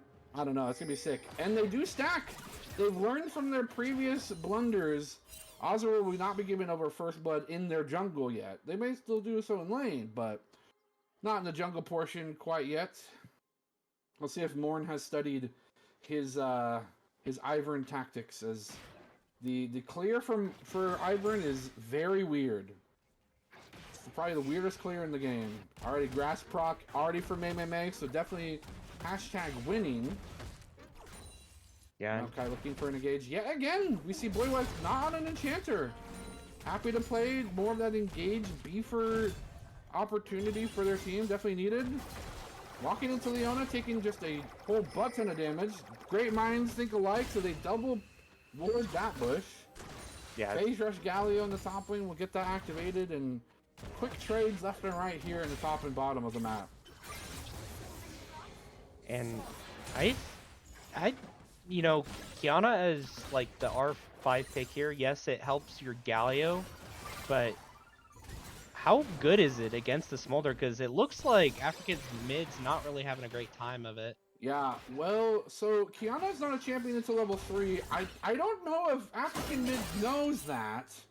Kiana without her actual dash, pretty piss useless. I'm not gonna lie, especially in the Smolder, who just flaps his wings and gets to safety. Flap, flap, flap. Hella stacks right now. We appreciate that. Thank you for this. I do think that with how they did end up playing Akali in a more conservative way until they felt powerful. If this Kiana ever gets a microscopic amount of gold or advantage, I guarantee that they'll play aggressive. That heat will turn up. But it's up to May to keep that on the down low. In fact, they forfeited taking TP. That's a flash exhaust Smolder in the mid lane. Well, I mean, when you're playing against Kiana, and ultimately, like, TP, when you suspect that the team is really going to be playing around you, Yeah. not the worst thing, especially if it helps you survive in lane, helps you survive ganks, getting jumped on even later in team fights. And also, it makes the laning phase, like, so much scarier for this Kiana. Look at this gold lead already emerging. Dice straight to the top lane, uses that to just proc the phase rush, misses the wing blast. Sad they're not using the KFC chicken skin, but it is what it is. Can't have everything. Yeah, but a gank in the mid lane. Baiting to the Ivern. Gonna force a trade, gonna force Lilia to get a little bit of rest of the queue here from Ivern. Will latch onto a minion. Actually, no, in the top lane. Gwen will suddenly be the one to retreat, as Galio turns tail, uses full combo, and smacks the living crap out of her. Now, Boylife looking for an engage, finds Tristana, stops so the rocket jump doesn't even have an opportunity, goes with the Valkyrie forward, and just so much damage in that one ability alone. They shifted it away from the other abilities of Corky. They only have a little bit left to go, finds the root, and Bramble smash, blam, slammo, twisting advance, a double kill early on the side of the Wawas in the bottom lane. Definitely a different sign and a different story from game 1. All right, chat. I don't want to say go next, but, you know, when the whole comp here is that hopefully you're winning your lanes. Odds out. Gets himself into Gwen's immune. Trying to get those defensive stats. Pops a ghost as well. They're going to get slowed up the wazoo and limp themselves back to safety. But they just TP back to lane. And they're set now with just a 1 HP health bar. Kiana, she smells it. Can she pull off her best Morn impression? Punishing a lazy base? No! As Sprinkler is used to these sort of punishes, playing weak side William, having 3 members in their top side before 5 minutes. Definitely not something you like to see as a top laner, but it is what it is. Leona trying to find this dragon and clip their wings. Kiana trying to get in range for the ice slow root, but they're running into Galio. Boywife is here. to just escort the friendly dragon back to mid lane. But like I was saying before that set of actions, when you kind of pick your draft here in response to the Wawas comp, who kind of feels like they knew what they were playing for, you just have a little bit of trading back and forth. And your whole point is that you're trying to, either stabilize or, get leads in your lanes, and you're not succeeding at really doing that. I think it's a really bad sign here for the side of Omega Akuma pairing knives. Right. Yeah, Kiana, I mean, once she hits level 6, does really truthfully come online. That champion with Ignite does a tremendous amount more in terms of kill potential, but I can understand for the notion of team play, it's more beneficial. Actually baiting out the Zenith Blade into the Valkyrie to the backside. Tristana will actually jump in, trying to find an angle, but that would just meet nothing but a tree, beating the ever-living crap out of her. Lumberjacks be damned, this tree's pissed off. Yeah, this big beefy tree. Big beefy tree, big bunch of damage. Finds another twisting the dance onto the Lilia. Bambi! That guy's got a minigun! Your mom died to a rifle, perhaps? Sorry! Oh my god! They actually went for the trade. That's nutso. We're seeing it again, ladies and gentlemen. We're getting hot and heavy. We're getting bloodthirsty. It's 6 kills in the game, almost a kill per minute. Oh, I love League of Legends. Did you say your mom died to a rifle or something? What did you? Bambi's mom died to a rifle or a shotgun, and Corky's got a minigun. Why would Bambi try to step up there? I don't know. It's too soon. Too soon. That was. Please, there's people that play League of Legends actively that were born after that movie came out. Don't even. I mean, that movie came out in like 1940, 1950. Exactly, I'm one of them. Oh, Tristana looking for an engage, finds a Corky. You order combat. The Valkyrie will buy some time. As was dead to rights here. Surely, Tristana has another rocket jump here in a bit. Has Lethal Temple fully stacked up. Trying to go for the play into Fog of War, but will actually just take the entire Buster shot to the dome. That's a night and a gold reset for Azrael. But with that being said, Tristana also resets her gold value. Yeah. Tristana. She's worth more money. Oh, and engage here in the top lane. Daisy looking for something. Did she just time out? Was that just the most unfortunate Daisy we've ever seen? Yeah. But also, more in a little bit of an ambitious flash there as an Ivern. Yeah, you get the slow, but you're Ivern. You need your gun to be up there with you. It was flashing into the minion wave, so your Q can't hit anything but minions. Yeah. I mean, truthfully, I think they were just trying to play for Daisy, but that incredibly unfortunate timing's got to bite a little bit. Can we get a smolder stack check? Sure.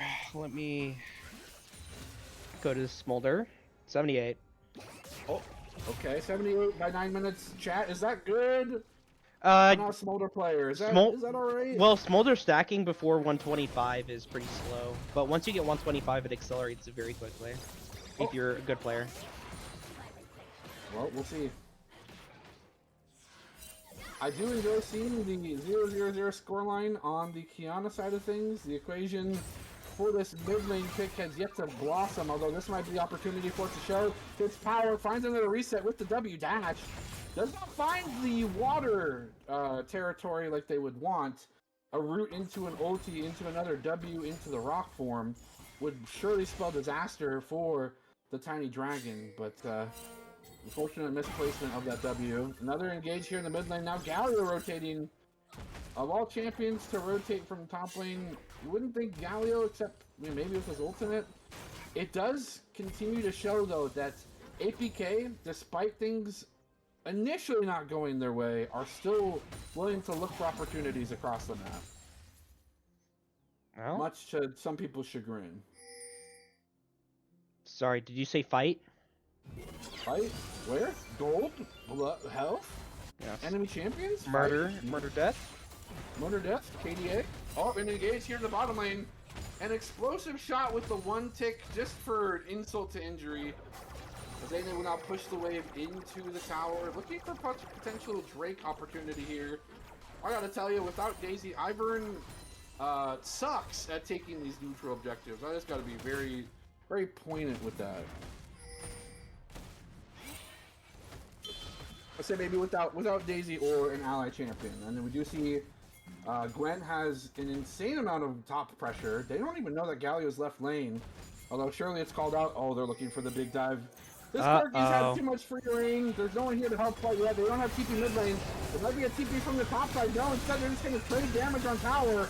An entire dive onto the bottom lane, and that is a 2 for 0. I mean, it's pretty easy for them to do. Galio now limping back to top lane with that TP. It will be a trade for Void Grubs. Void Grubs for a couple plates. Dragon not even started means that maybe if the tempo doesn't continue accelerating for the side of APK, it is 2 kills for virtually nothing, actually. Yeah. I mean, Mr. President, a second champion has joined the dive under the bot turret. Yeah, unfortunate. You know that you're both doing incredibly well, so you're happy about that, getting 4-man dives in bottom lane. And then on the other side of the token, you're really pissed because that sucks. It's not fun to be 4-man dived unless you can super ultra mega giga outplay it. Sminkler being taunted under tower. Thank God the Justice Punch missed, because being CC locked under tower with Lilia already in tow as well. As the Leona, Ghost will be called out. Here comes the Needlework to try and slow things up. That actually stops the Shield of Daybreak from connecting and getting that stun started. I'm surprised, though, that the Zenith Blade wasn't called out, nor the Solar Eclipse. I'm a bit baffled by that. They had surely enough damage to kill Gwen with her W not up yet. Oh, this is the meantime, the dive. You don't like being dived. Now Corki will start tanking, but it'll reset. Now Boywife will barely limp away in a great flash to make it a 1 for 0. Run! TP's in the bottom lane and finds 1 kill after flashing their own way out. Uses the ultimate, just causes a bunch of 8-bits to travel along the map and all for naught, but uses that flash. Meanwhile, oh my goodness, May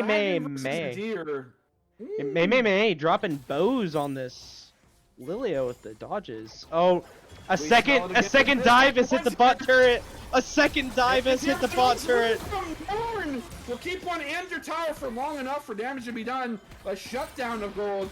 Will Daisy be able to get the Q? No, it's not enough. There goes the flash, finds the root, forces the melee range to come through onto Leona. Morn, my brother, what are you doing? You're still Ivern. Morn, my brother. You can't kill Leona. He thought he was playing Kha'Zix. He thought he was playing Kha'Zix. That champion doesn't do damage unless you like forcibly build it, which I never recommend. Tristana now in the mid lane, probably a better matchup for the side against May. As we see the Kiana being forced out of lane, having someone to try and clean up the scraps. Tristana, though, actually forcing May out of lane specifically, and now they're turning their sights for potentially mid lane dive. In fact, no, instead they'll put the Drowsy onto the tree, a slumbering lumber, if you will, trying to find themselves a safety, twisting advance onto the Leona, will just find themselves dead, as Vietnamese Diddy will put one to sleep, both mechanically and figuratively as well. A gray screen for Boywife. Officer looking into the bottom side jungle, knows that there were 3 members of APK in tow, in proximity, yet does not get collapsed on. Has to be called a miracle. I didn't even know it was Christmas. Yeah, I mean, ultimately, it just feels like Omega Akuma pairing knives are just playing together, and Summit Esports Wawas is just kind of reacting to the plays that they are making. Yes, right. Again, we've talked about how you have to scale. You have to scale. The Gwen has to scale. The Ivern has to scale. The Smolder has to scale. But this is going to be the windows of opportunity to open up these gaps here for Omega Akuma pairing knives if they are going to beat some Esports Wawas this game. It's only 700 gold lead for them, but this Lilia is kind of getting scary. Yeah, she's gotten... I mean, she had a deficit until very recently. Now she's 1.5k above Morn, and unfortunately, Ivern is not a champion that can overcome that deficit alone. Lilia already on the rotation for yet another gank, and in the meanwhile, Solar Flare being dropped on the top of the Maokai's head. Gallo will be called here as well. Unfortunately, this tree can't go anywhere. He's forced to root himself in his own demise as crowd control after crowd control continues to hit Boy Wife. And Maokai put to an early slumber means that they will now turn their sights towards the second set of grubs. Not really something I think they can contest. Leona looking for an engage, actually finds a Hex Smash onto the Gwen. It's a full collapse of the second APK, but it's a Oh my god, that was... The advantage is huge for APK. The story is true. The playing together continues to be a catalyst for success for this team. And unfortunately, continued man disadvantage after man disadvantage forces the Wawas to not only lose the fight, but lose the objective as well. Hey, Summit Esports Wawas, why were we not playing to our win conditions? Yeah, question, why are we team fighting? Why are we team fighting in corners against the Galio, Leona, Kiana, Lilia, while we're playing Gwen and we're trying to stack on Smolder? They do quick hypothetical question. Buy some time. They do need to buy time. I will say, I'm not sure that's the best way to purchase time that they need. Well, that interest rate just went up severely. That APR, oh, man, that APR is getting crazy. They're gonna get Loan Shark now with the amount of gold and interest. Well, maybe they can get themselves a loan from, you know, maybe the graciousness of this Leona. We saw him on Nautilus donate some gold to the cause last game, and potentially mispositioning will reign true again for the side of Wawas. But as it stands right now, yeah, you're correct. They are currently building up a build that is heavily being taxed, and if they do not find a way to procure the funds, well, they might be bankrupt. Yeah, I mean, ultimately, the bleeding just has to get stemmed here. Yep. Has to get stopped by the sides of Summit Esports Wawas. They do have their mid-tier 1, so that is going to allow them to, you know, retain quite a bit of vision control on the map. But this Infernal Drake is probably going to go over to the side of a... Yeah, it's getting started up right now by Kuma Pairing Knives. Yep. But this is what Wawas needs to do, is they need to get the Gwen and the Ivern here, break open that top turret, and just allow this Gwen, who once, you know, she starts getting items, that true damage will shred through this Galio. Oh, Morn now coming into the top lane, trying to make a cross-map play, finds the Q onto Galio, but you are both magic damage dealing characters into a Galio that's built nothing but MR. I guess it doesn't matter. Morn does damage now. It was a redemption kill. Now that's what we like to see. Unfortunately, all the Lyle, Dragon will be secured by APK. Rift Hero will be summoned in the mid lane. Tier 1 now being completely demolished. A second charge, most assuredly going to be catapulted. Watch the Smolder coming in. They actually kill it. Maybe they look for an opportunity. Here comes the ultimate from Maokai. The CC will land on just the Leona, but it's still a huge amount of stacks going over and a huge amount of damage. The Gatling gun will take down the sun itself. Kiana looking for a lurk, but the play's already called over. And yeah, they got tier 1 mid lane. Here comes the TP in the backside. It's by the Raptors. Do they see it? They saw it come through. Now they have to be wary. They're going to be pushed into the wall. A nice taunt here. Roll forward. May. The recipient of an explosive shot. And now Tristana's on a reset. She's going to go buck wild. She's got one. She'll find two. It's a double Wait, the kill. Gwen. Gwen's here, though. Can they continue to chase down? They've lost all crowd control for the rest of this fight.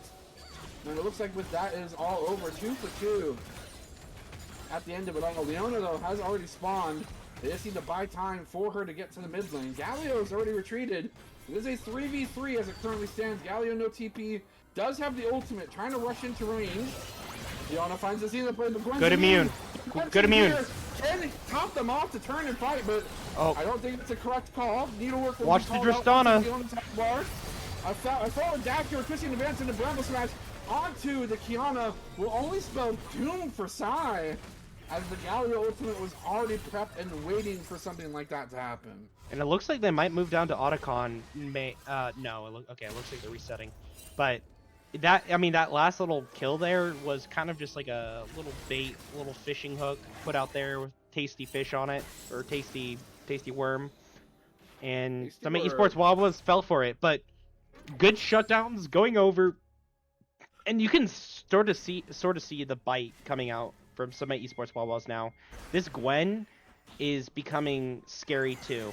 Like it's in Morn, he doesn't have to do damage. Yes, Daisy does do damage, shields do damage, but his sole goal is going to empower this Smolder and to empower this, Gwen, and I guess also the Corki. Oh, that's a execute mark here on the Smolder. It means that they already have crossed the threshold for that passive, which is a great sign for the Wawas. And May only dying one time, still continued to have the gold lead against their opponent for quite a large margin of the game so far. Only just recently tossed that aside. They know that two members of APK were top lane trying to make a play onto Gwen, and they'll turn their sights towards the Otacon, but they got to do this fast. There's danger in the water. They already smell it coming, and they turn tail and run. Meanwhile, mid's getting pushed as well. Tristana trying to bulldoze this tower over as she's so adept at doing. I will say, maybe the Qiyana pick was more instrumental into the protective nature of Ivern than we thought originally. One of the few champions that doesn't feel giga trash on building Serpent's Fang, and it's already been acquired second item on this Qiyana, meaning that a lot of what Ivern would provide in terms of protection, in terms of support, and a pseudo enchanter role now gets thwarted by that simple item. That is true, although it doesn't reduce healing. So, with the redemption, that could still be significant in team fights if it's a well-placed redemption and a good time. We have this Drake coming up soon. Simply, Qiyana doesn't build heal cut too. That would be crazy. Don't say it. Don't say it. I do like that, again, May has done a tremendous job. Someone correct me if I'm wrong, but like, sub 20-minute timer for full stack for passive is pretty decent. Oh, does May have full stacks? Sorry, May has execute. That is correct. Yes. If you get it like at 20 minutes or even 22 minutes, like that's good. But this is like the thing where some of Esports Wawas, they like to play on the edge, and now with this Smolder with that execute, this is going to allow them to play on the edge that they like playing. But this sitting on vision right now. This jungle is just so dangerous for the Smolder because Qiyana. Oh, the missed Zenith Blade! Dash over the wall into the Gwen is immune. Here comes the engage with the Christian advance. There's going to be a huge amount of damage onto the Galio and the Leona. There goes one execute as well. Corki will find one. Gwen will sacrifice her life to keep Tristana out of the fight, but it's all for naught. The damage is already done, and they just continue to reset onto the entire health bars of the Wawas, and it's done in a flash. What looked to be such a prominent start for them. Are they going to try and end the game? They may try to end the game. They have Tristana. They have Tristana. Oh, and there goes the reset TP. Qiyana doesn't do the greatest amount of tower damage, but does have an attack reset, which can make all the difference here. They actually just take the inhibitor, and that will call their aggression here. One inhibitor down, 23 minutes, 58 seconds, and now they'll turn tail towards the Drake, putting themselves on soul point as well. And you gotta wonder, despite what looked like a really clutch engage, because of maybe the lack of crowd control, they weren't able to keep those priority targets that they initially caught in their only crowd control in place for the rest of the lethal damage to come through across the health bar. And that could simply just be because of the fact that Leona is Leona with the Locket of the Iron Solari, has the Shield of Daybreak, has the W, and then Qiyana too, just such a slippery champion with all those dashes. But if they're going to make those kind of decisive trigger pulls, they need to make sure that they're getting the kills behind them. Yeah, I mean, maybe it was a bit ambitious by Sprinkler, but I think it was just also well played by, the Galio, and especially the Qiyana African mid, flanking in the brush, and then just getting that ultimate and stunning up that Smolder. Not in that Smolder, if that Smolder's not able to get protected, it's a lot harder to pump out the consistent damage, get those executes, and ultimately, they grouped up. The Tristana was not touched, and I mean, I would say that it wasn't a bad idea by some of Esports Wawas. It was just a good, quick reaction by the side of Omega from up during times. Now actually turn their sight towards Otacon. If they sniff this out, they might be able to put pressure onto this Baron as a trade, and that's exactly what they have to do. They say something's up. Some of these members are not showing up in lanes for quite some time. Oh no! We have a look. Do they have the TP on the Galio? They do. We're just waiting until here comes the ultimate from both Smolder as well as the Maokai. And unfortunately, that's all the CC that they have. They are completely out of juice in that department. And might be one of those TY for leash moments as APK now set their sights. No, it reset. But wait, that ultimate, that's it. Completely whiffs. Oh, no execute. Just barely enough health to get themselves to safety. Thank God to the blast cone there, but both these teams, despite how things have been going for the Wawas, both teams are playing on a knife's edge. The only disparaging part is the longer this goes on, the more the minions beat the crap out of their Nexus turrets. May gets one kill, Galio dive in and gets themselves a kill onto the Maokai, now dive themselves out of dodge. But the Wawas are just trying to wait, oh my god! Watch the Tristana! Oh my god! This Diddy went crazy mode. No need for any other options or items there. Completely putting everyone to sleep with the relative ease, and now that's probably game to ending the game. Yeah, but I'm not. That's not even Summit Esports Wawas playing bad. That's just the Lilia there flash queuing, getting the sleep Zanyas. Yeah. Lilia going full, well, if I die, at least I stopped 4 people's recalls situation, and that ends game 2. Yeah, that's, wow, that was not really how I was expecting that gonna. That's a Soul Pan level play right there, I'll say it. Stream's not gonna know who you're talking about, for the most part, probably. The people that know. If you know, you know. If you know, you know. But, Summit Esports Wawa is back against the wall here. They're going to have to pull off the reverse sweep if they're going to take it to go into the finals. Good showing by Omega Akuma Pairing Knives. Summit Esports Wawas had some signs of life in that game too. They're just, their opponent was just better, unfortunately, and that's all I can really say about that. And before we take it to a break, Baratel, It's whatever. You can Jared Tell. Do you have any thoughts before we take it to a brief break? I want to see the most, bouncy house comp come out of the Wawas now. I like the Ivern. I think it's sweet. I want to see every lane have crowd control. That's all I want. I think it'll work. All right, well, stay tuned, folks. Summit Esports Wawas, backs against the wall. Can our boys do it? Can they do it? Say it.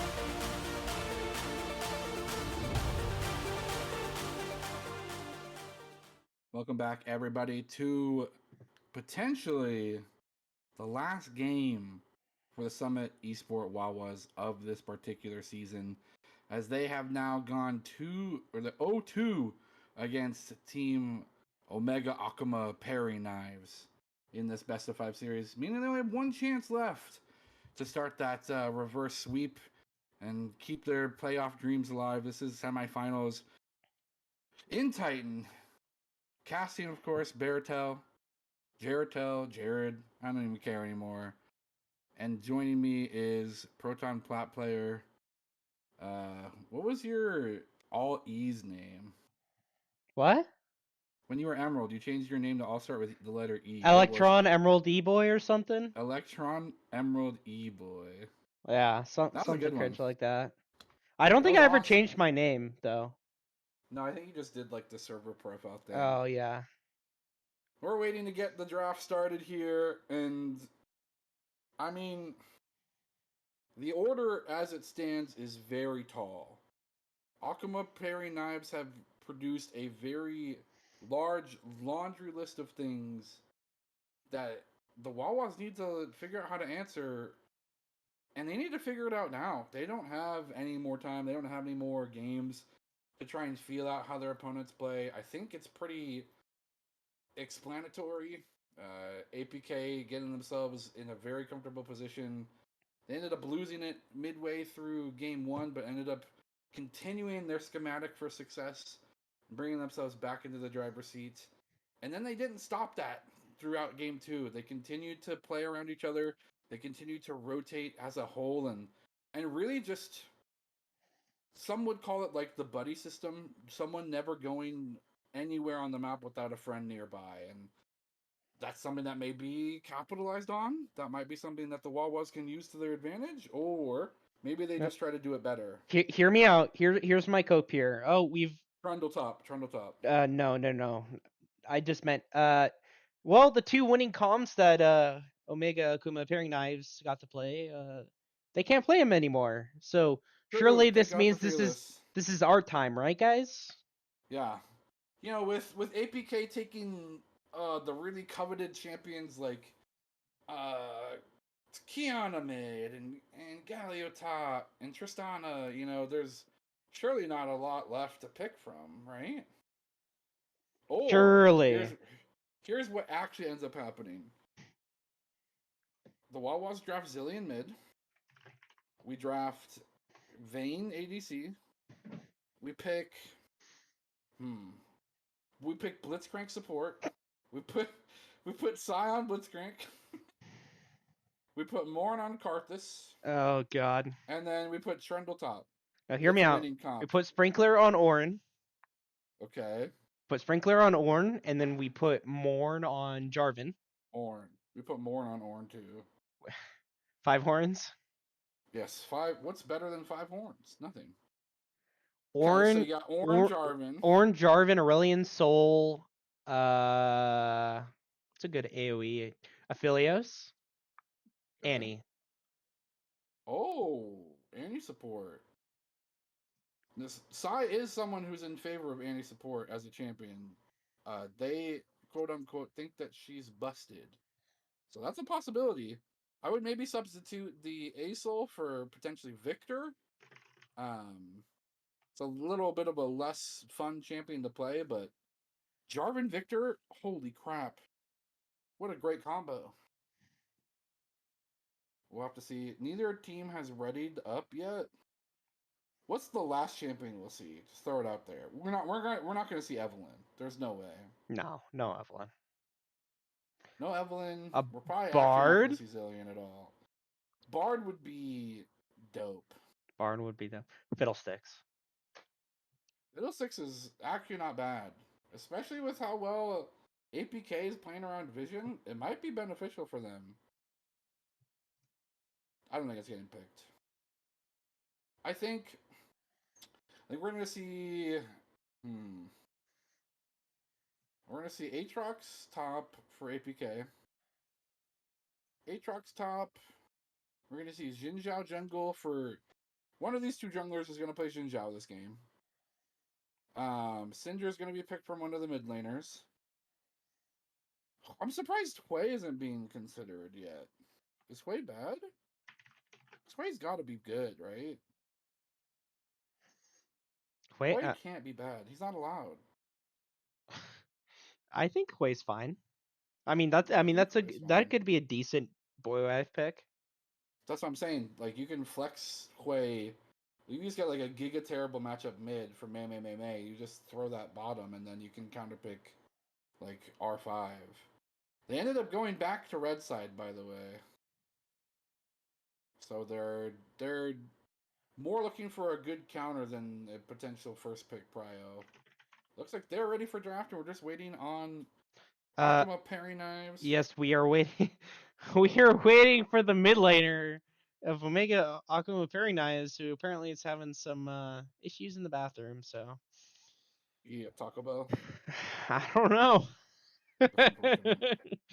I don't know, but yeah, it's certainly interesting. And just think, Baratel, we might have 3 more games of this. So, oh, That there would we be go. awesome. There we go. They did it. Taco Bell cleared. Okay, the check cleared. The check cleared. And the first ban is Twitch. It's not gonna be Twitch. It could be Twitch if they want to first pick Jinx.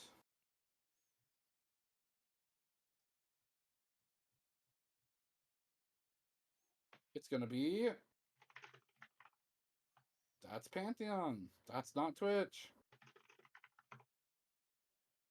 I Pretty mean, good yeah, jungle champion, pretty good top lane, pretty good support.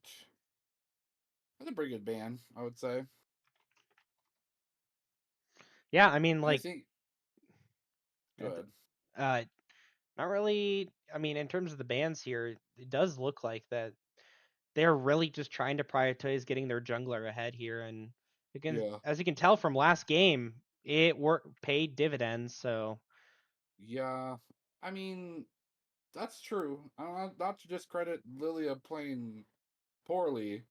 Uh I just think that potentially Morn forgot that he was playing Ivern, a champion that statistically has like very low damage.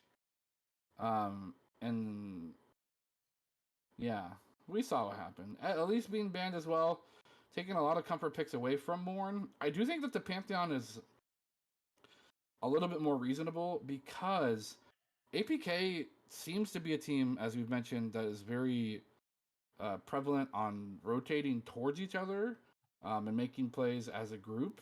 And Pantheon can kind of interrupt a man disadvantage. Same thing with the Nocturne as well. They can kind of just zoom across the map the moment that one of their teammates gets in danger. So those two bans are, I would say, pretty understandable. Ash, Ash B1 is the Ash. first pick. Now this could Uh, potentially be exploited here by the side of Summit Esports Wawas.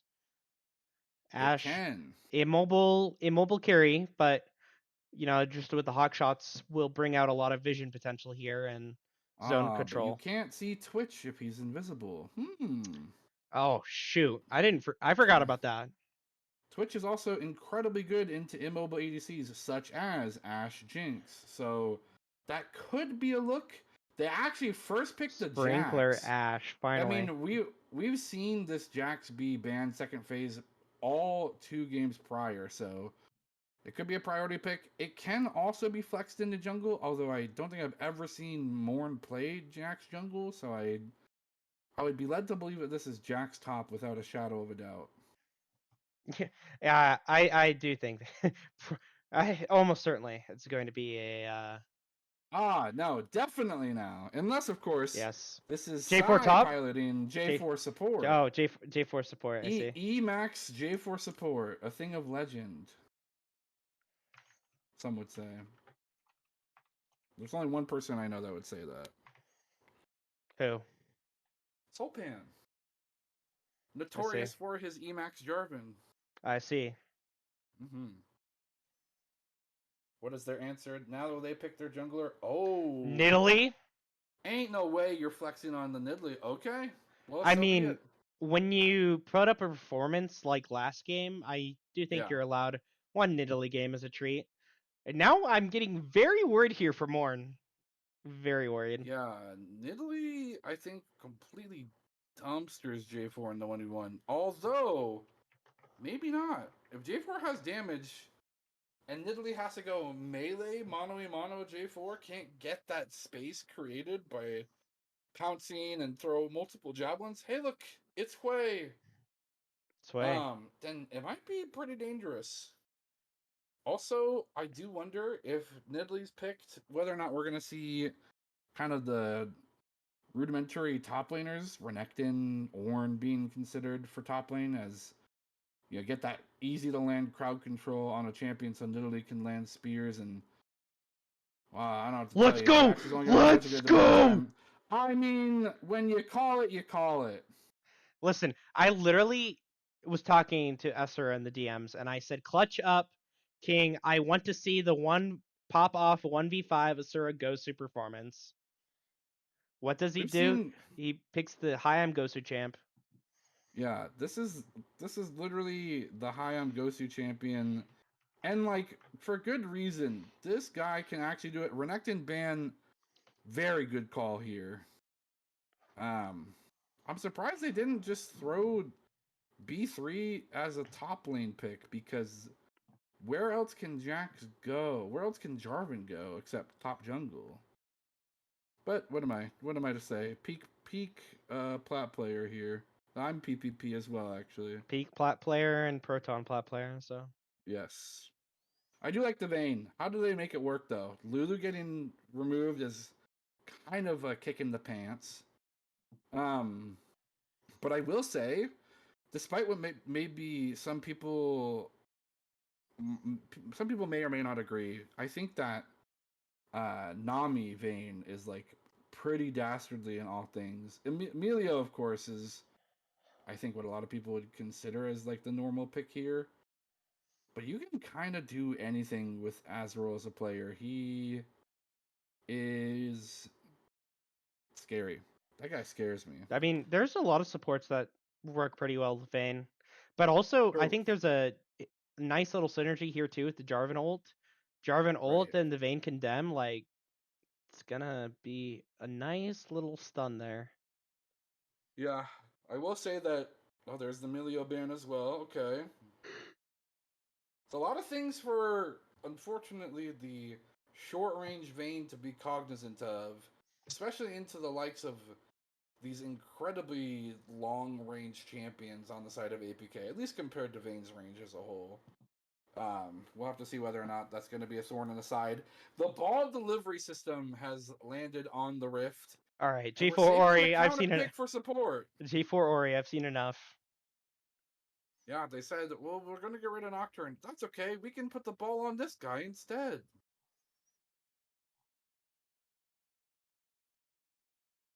I wonder, what is Sai thinking?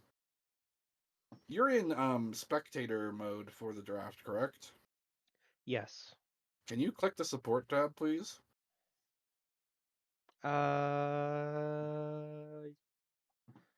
Yeah, hold on.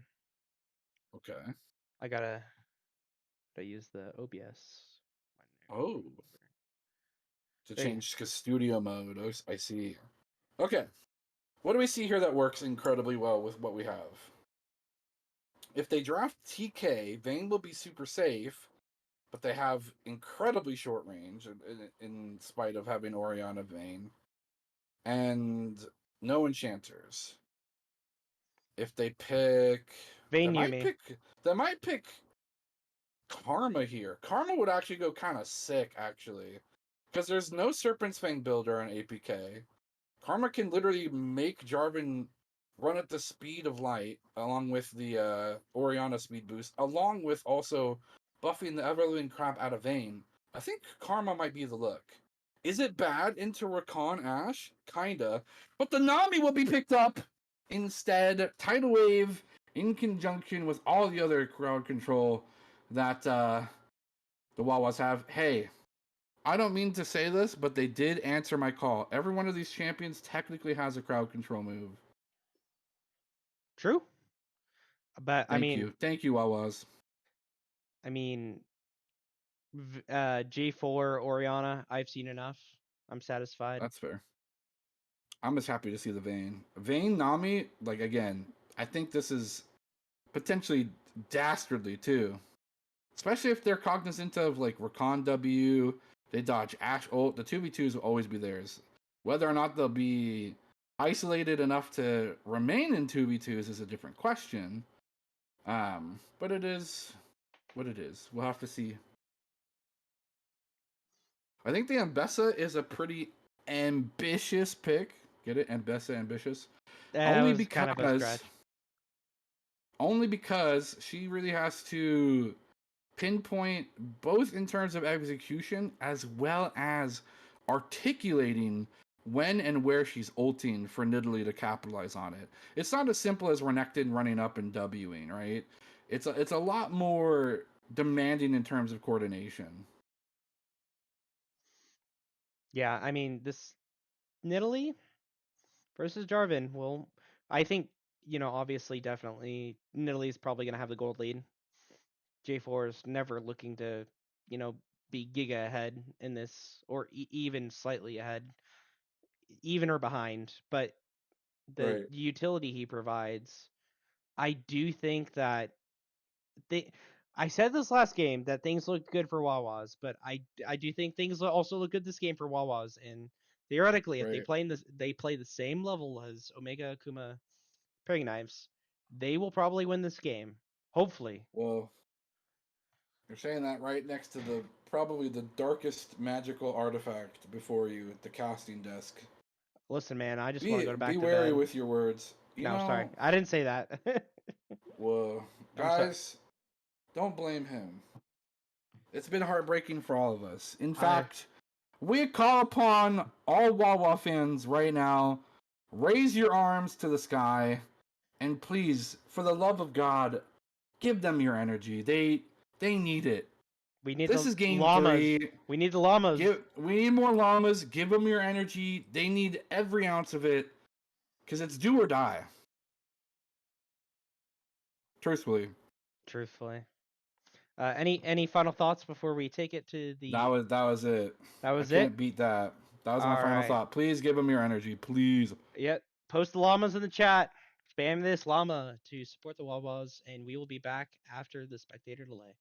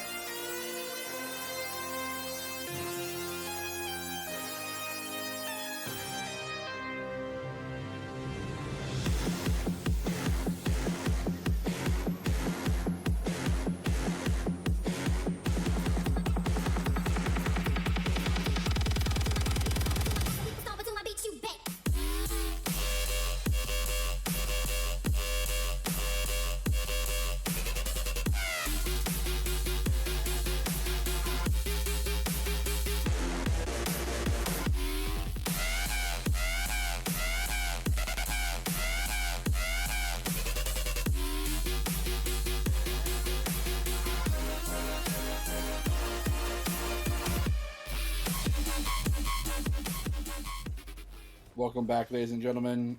It is do or die for the Wawas, and in addition to the energy that chat has provided to me and PPP, we have a special guest.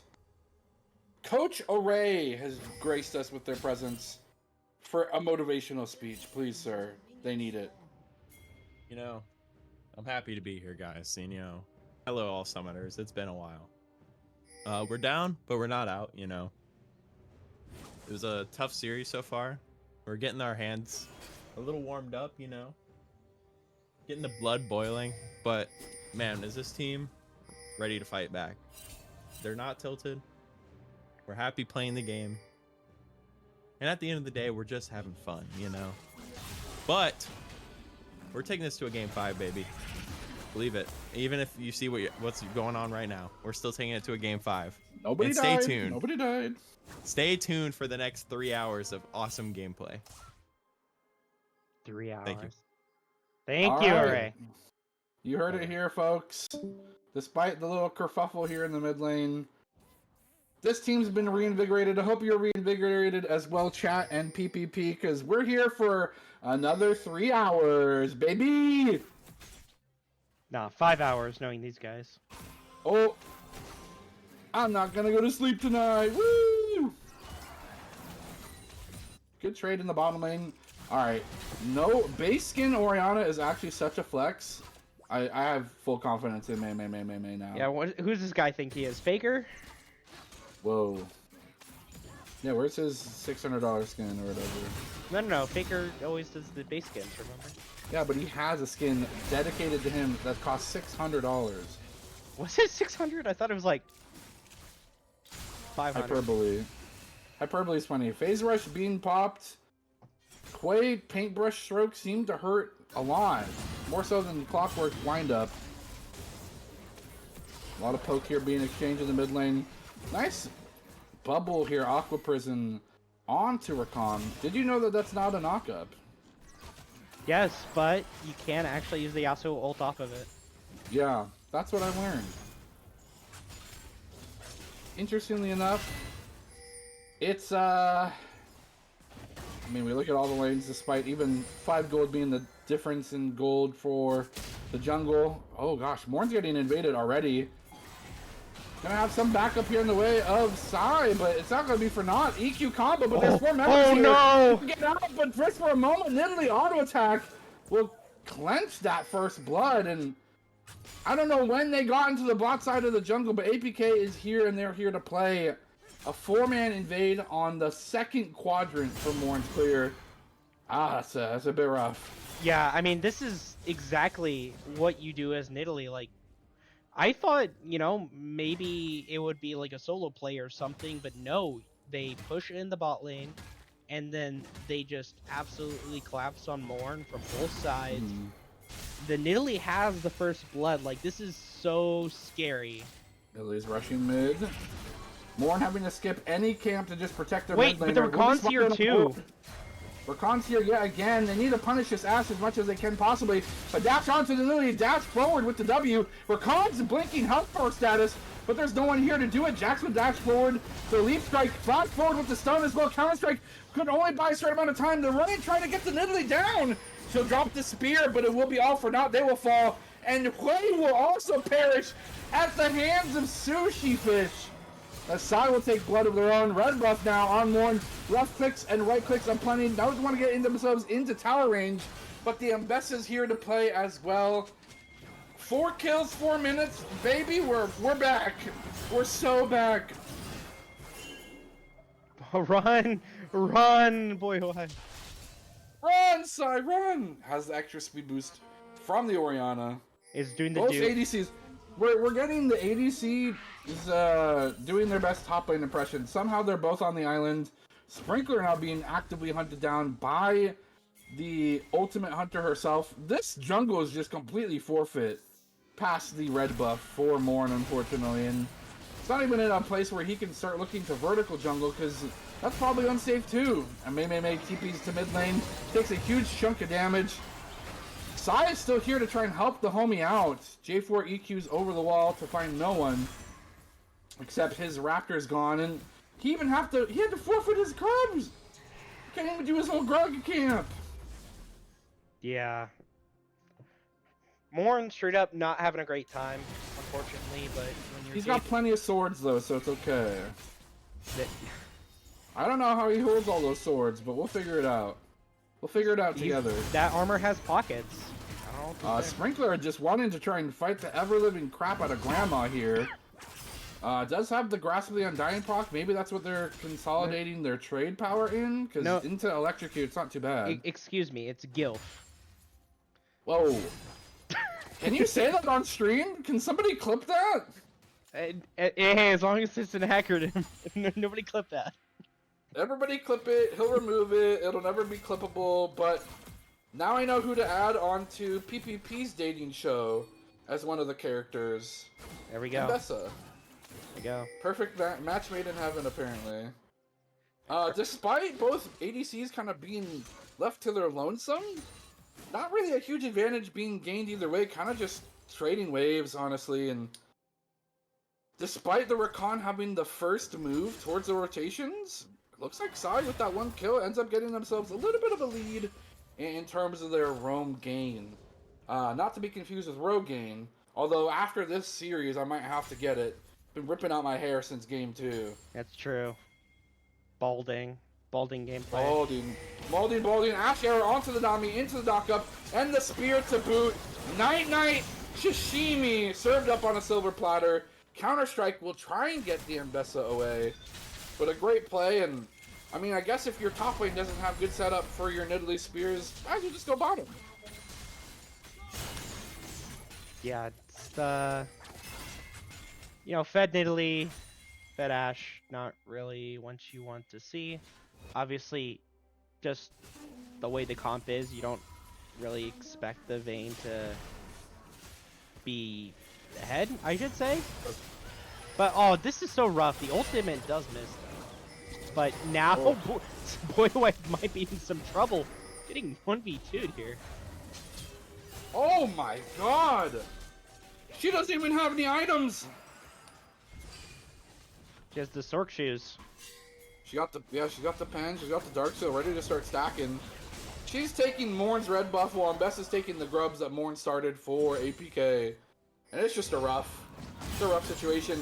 At this point, do you not just say you can have the red buff? I'm sprinting to the bottom side of the map, trying to get your bot side jungle because this ain't working. Well, I think if you're Morn, you're not saying anything here because you might just be dead. But actually gets himself with an expert dodge to the side, to safety. But yeah, the bleeding has started early for the Wawas, and while they've staunched it before in the series, it is now being called to expedient remedy, as the quickness in which this is going to kind of arise is rapid. Boywife, a nice dodge as well from this Nidalee Spear. She's sprinting towards the mid lane along with the Rakan. Sprinkler, now the top laner, found up in the mix, trying to dodge themselves to safety. Finds the Quay W, gets the reduced damage on the AoE effect and the shield to boot. Keeps himself barely alive, all the while Grandma's slapping the crap out of top tower. It's a rough one. Yeah. Even though there were no kills there, it's just such a violent game, and the Omega Akuma pairing knives is not letting their foot off the gas, and you see Mei, nice dodge, just ults to try and get some damage before having to recall, but this Rakan is the weight is frozen bot lane. The Vayne's at the turret. The Vayne cannot do anything. The Vayne is scared. Right. And the Rakan is just making everyone's life miserable. It is just so hard to play this if you're some of Esports Wawas. Yeah. And yeah, I'm surprised they didn't bust out this champion more. This is the most effective we've seen fails this entire series. The Nautilus was more of a boon to Summit than it was to APK. Leona, I did alright, but this Rakan is just a pain in the ass. Pardon my French. And they're not done yet. Let this guy get a jungle camp.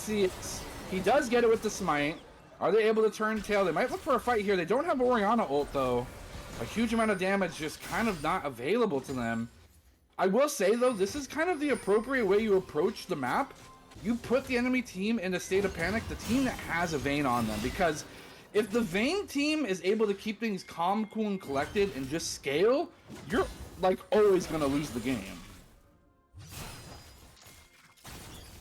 Yeah, I'm gonna have some Ultra Copium. We scale. This is the most Copium we scale we have to have. But again, we believe they might look for a dive. They're gonna shove this wave. Hawkshot will not be used. Actually, a full reset. And if they step towards that tri-brush, I mean, death was certain, without question. I don't know how this matchup goes, or if it ever goes any better. The winter, is this Winter's Approach Rush? Is this Fimble Winter Rush on Jax? Is that what you do? I don't know. I don't know the matchup. I am not versed enough on the Jax to know that's okay. Oh, there's the Ash Arrow. Doesn't have a cleanse, unfortunately, so we'll just eat full Crow and a full combo. Yeah, another kill going over to the Nidalee. Jarvan did finally find some farm, and it is in the form of the Nidalee top lane. Unfortunately, it cost them their Vayne's life, but Morn is probably ecstatic about having some money show up in their pocket. Yeah, I mean, this is just really well executed here by Omega Akuma pairing knives. This isn't really Summit Esports Wawa's misplaying. I mean, like even more. No, like he's trying to. They were getting outplayed. Yeah, I mean, like they're getting out aggressed right now. They're playing the comp that they were given. Both sides are, but Omega Akuma pairing knives is just they're playing the comp the way that this comp is meant to be played, and they are succeeding massively in it. Again, Cope, we scale. I mean, the Jinx, the Ori, the Jack. Scale. I will say, I mean, this isn't the largest gold lead that APK has had this series, so that's good. And also, yeah, we have Vayne, which is definitely a champion post like 2 items. The Wawas just need to calculate a way to get there, and I think not going to confront and not being more willing to concede things in corners of the map is the better approach with how well the APK's team and draft kind of work on collapsing. We saw in the early parts of the game where, you know, the Wawas kept trying to go blow for blow and try to go hit for hit into these really disadvantageous positions and plays, and it kept biting them in the ass. But now that they've kind of stopped over-aggressing and just conceding what they can't guarantee, and you know, looking for what they can try to grab in terms of pocket chains, while it is pocket chains, it's better than nothing. It might be cope, sure. It might be another engage in the bottom lane. Nidalee will dive under tower here. Nami tries to do the tidal wave, but the Rakan is able to get themselves out to dodge. Will this damage from this? They don't have the ultimate. There it goes. Here comes the Cataclysm. A shutdown onto the ass, but now it's going to be the Nidalee trying to run away from the Jarvan. Vayne's nowhere in tow, trying to get themselves in position, but Rakan's just waiting to go for the knock-up damage combo. Here comes the EQ. Will go short. A nice dodge from both on the Nidalee spear. Javelin toss goes completely wide. Nidalee now looking for another one yet again. Dashing onto the Vayne. Here comes a tumble to the side. Running into the welcoming arms of Hwei. They'll get themselves a safety. A TP from Orianna will even be called to try and save the play, but I mean, a 1-for-0 in favor. Oh no, did Sai die there? I think it was one for one. It was a 1-for-1, but Wawa's trading even when being behind. I mean, you can't be mad about that. And it was a shutdown, so. It was also a shutdown. It went to Morn. Yeah. But with that being said, despite him getting super ultra giga cucked in terms of his jungle, he's only 66 gold behind. In fact, before this red buff was taken, he had the gold lead for a sec. Even if it was 53 gold, he's caught up in farm, he's caught up in level, and that Cataclysm, if Nidalee keeps getting these spears dodged left and right, I think the Cataclysm will provide so much more utility for the Wawas than Nidalee ever could. Yeah, I mean, right now though, feels like this Nidalee is about to be indicted on 5 counts of violating some of Esports Wawas. Name, very appropriate. I'm not going to say it, but yeah, why would you? It's so rough. I know this top tower is long for the world, and Nidalee, I think. Oh no, this might be crawling up here. It's going to be a dive on the sprinkler if this fight goes awry. He has his earpods in. He's his earpods in. Okay, missing the spear. Goes for the ultimate. The tower's just automatically dead. No one's here to help you. Jarvan's almost there. Sprinkler almost gets the 1v2. But just not enough damage, and now Rakan's here as well. The bot lane is rotated up. They don't know it yet. They swept through. A nice knock up on the Rakan, but he has a second death. Oh! From downtown from Sai will knock up 2. Wow, Osro has the chance to go Giga. You can't, bastard! I mean, it's money going into Wawa's pockets. Again, can't be upset about that. They will lose tier 1, both top and bottom tower for that play. And they only get a couple kills. But again, they're getting money. And they're getting money on Morn, who was put behind early. And they're getting money onto Ozro on the Vayne. Chat, are we back? We're not back yet. We're not back? What are you doing? What are you doing? Barbie? Bye, Barbie. Bye-bye. That was a little bit of an ego play, I think, there. But now our kills are tied up. Yes, still 2k down. Yes, Beats went over to the side of. Yeah, but it's tower gold, I think, at this point, right? So and that means that it's up to Wawas to grab. Granted, the plates are no longer available, which is a huge boon towards that tower gold progression. It's still possible that they can equate this gold deficit of the 1.8k just by taking these first tier 3 or tier 1 towers, the first 3 here. Maybe get themselves back in a better spot. And again, I mean, Ashe is 1k up on Ozro, and they're willing to do weird shenanigans like that. Oh, here comes the ultimate there. The public execution onto Jax, and unfortunately he has to pop the ult just to get himself the amount of armor and magic resist to live through the onslaught that is the Ambessa kits. Frozen Fist is an interesting item. I guess just trying to go for an ultimately beefier build, but I mean, once Mbessa has the Cycle Sword, it's kind of just too oppressive for a champion like Jax. Without maybe Trinity Force, Bork. Yeah, Voltaic Cyclosword, Ambessa, just not really fun to play against, does lots of damage. I think, really, Sprinkler realizes that they have nice magic damage, Orianna, they have nice physical and true damage on the Vayne, and he's just going to be playing to be the Counter-Strike king He's just a CC bot. Yeah, that's fair. So, no, they're going for the turret this time. I still don't get it. It takes reduced damage, guys. It doesn't work like that anymore. Oh, man. Aqua Prison gets sidestepped. I'm losing my mind over here. Public Execution is up in now. Public Execution is up, and Bessa is already here in the mid lane. They could look to make the play out of this. And Bessa could also just walk bottom. I mean, it does look like Mei could be the only play right now. Mid lane, you know, they're kind of just exchanging waves. Top lane's already pushed in, so it's not really anywhere else she can go. And it actually will be a trade out as Hui now will march to top lane, and Mbessa looking to try and take this clockwork automaton? Is that what Orianna is? I don't know. And here comes the ult. And Enchanted Crystal Arrow into a spear combo. We've seen this one before. It's up to now Vayne in the 1v3. They don't want to commit just yet. Finally, she's going to just dash out over the wall because that's what that champion does. And now they'll turn their sight onto Morn. He'll get knocked up by the Rakan. The damage from Ashe is just too much, and Vayne's ultimate is now gone. Oh no, the flash! Also, they were actually forced to use the Condemn, but just in such an inopportune time. And looky there, all 5 members of APK are already mid, ready for the play. Public Execution under tower, tier 2, tier 3. She doesn't give a damn. Grandma's here. And she's trying to make sure that your will's executed. But wow, tier 2 tower already gone. Looking for a charge onto tier 3.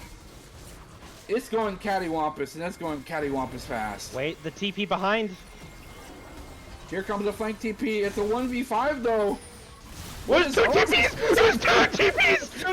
The bamboozle of the century from the Wawas will get themselves netted 2 kills. A fantastic hero play, and one with huge dividends paid back towards the Wawas. Can they collapse on her? They do. They finally get Grandma down and out for the count. Senior citizen discount, early bird special, whatever the hell you want to call it. She's checking out early, and a huge shutdown and a huge amount of gold going back into the pockets of the Wawas. All things considered, though, there's still a 2.6k deficit. Okay, but they're gonna get the Otacon. But they're getting Otacon. Wawa enjoyers, would you please consult the graph? Wawa enjoyers, please look at the graph. Wait, do we have the graph? No, I don't. Well, no, I'm not gonna pull it up. But it's the one that goes up and down. It's like we're so back, and it's over. You don't want to pull up the graph in potentially the last game of the series. No, I gotta stay focused on the action. I'll take care of the action part. That's my job. No, it's fine. We'll just calm down, discuss. Where do Wawas go now from here? Because they got the flowers, they got the petals. They got flowers, yeah. They just have to, honestly, like, you know how we were talking about how Smolder should have been the target for playing around? That was kind of your win con, was getting Smolder to stack. Sure, Corki does damage, but like Smolder was like the big pick. I think they just kind of need to answer sideways, make sure they're pushing out, and then immediately just hover around Azrael. We've seen multiple times where Vayne has done a huge amount of damage with no teammates or minimal teammates there to protect and to continue the Vayne aggression. If there are people in front of Vayne, especially Azrael on Vayne, they will be able to do tremendous amounts of damage, I assure you. Yeah, it's I mean, ultimately with the Otacon, that really helps out the Wawas.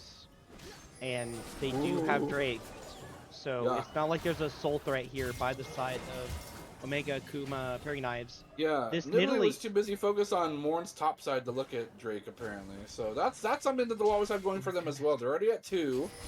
Wait. For potentially a 3rd. Cataclysm cannot be used on Nidalee unless she's CC'd like this. The combo, the Aqua Prison, and she's just turned down. Oh my gosh, she got straight neutered there. But do you feel cats get neutered? Spade, whatever. I'm not a veterinarian. I'm barely a shoutcaster. Yeah, but I mean... And meanwhile, is this worth their trade, though? They're looking to try and get some Oh, gold no. in mid-tier 1. Oriana, good freaking luck, dude. Grandma's pissed.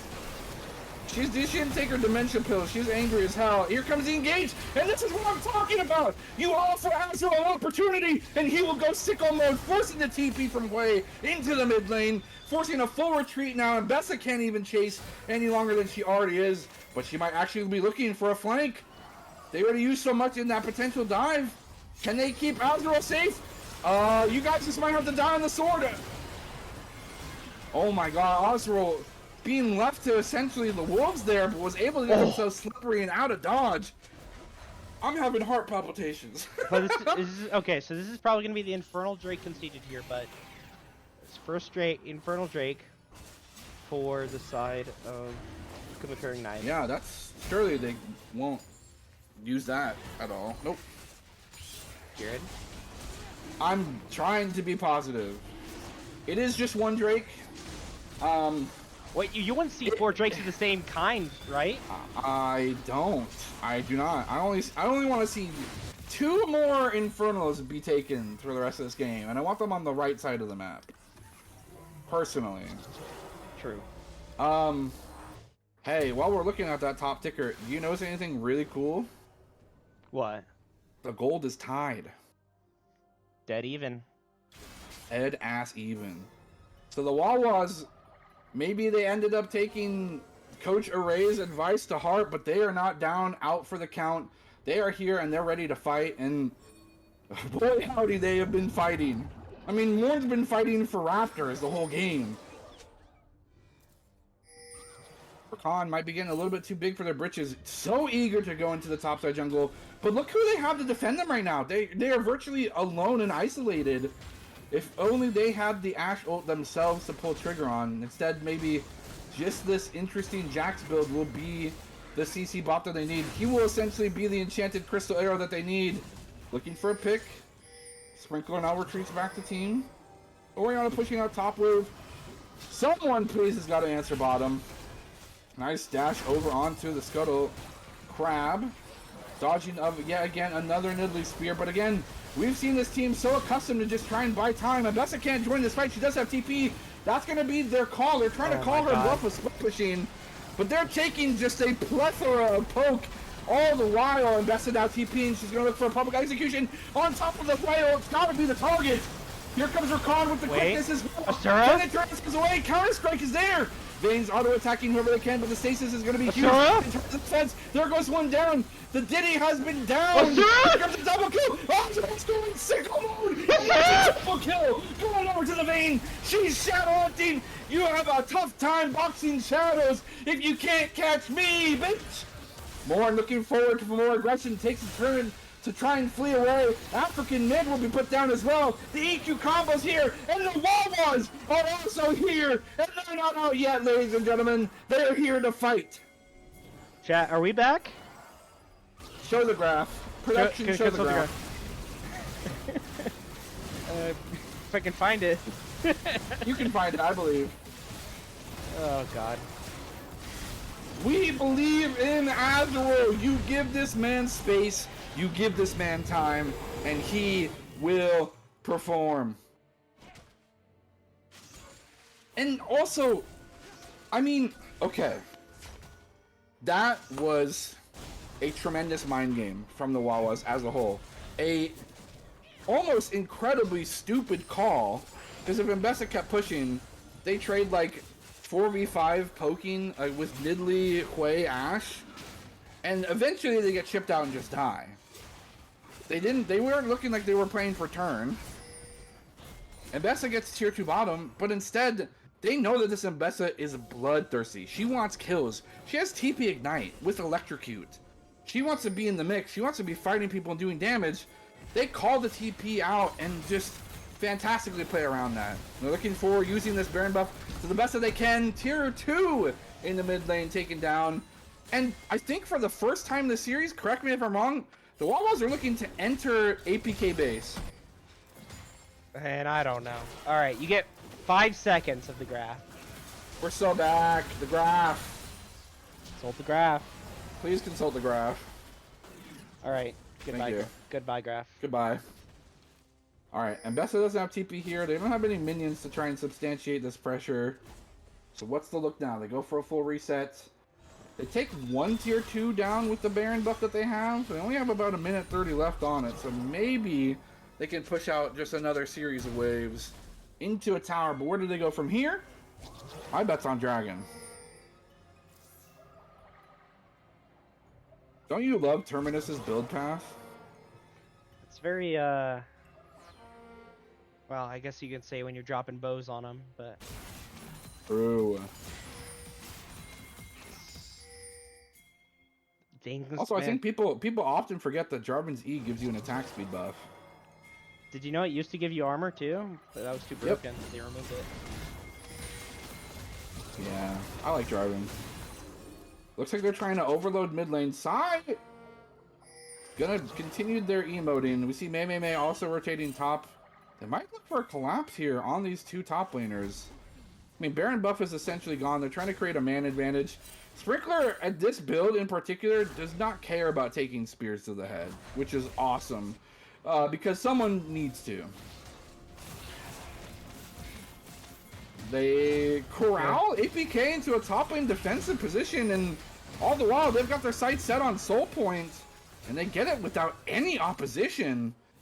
So a great amount of pressure, and Sprinkler again kind of being this immovable force is proving to be very beneficial. I had questioned the validity of this Jax build prior, but I mean, he's not burstable like a typical Jax by any means, and it's proving to be something that this comp from APK can't really deal with quite yet.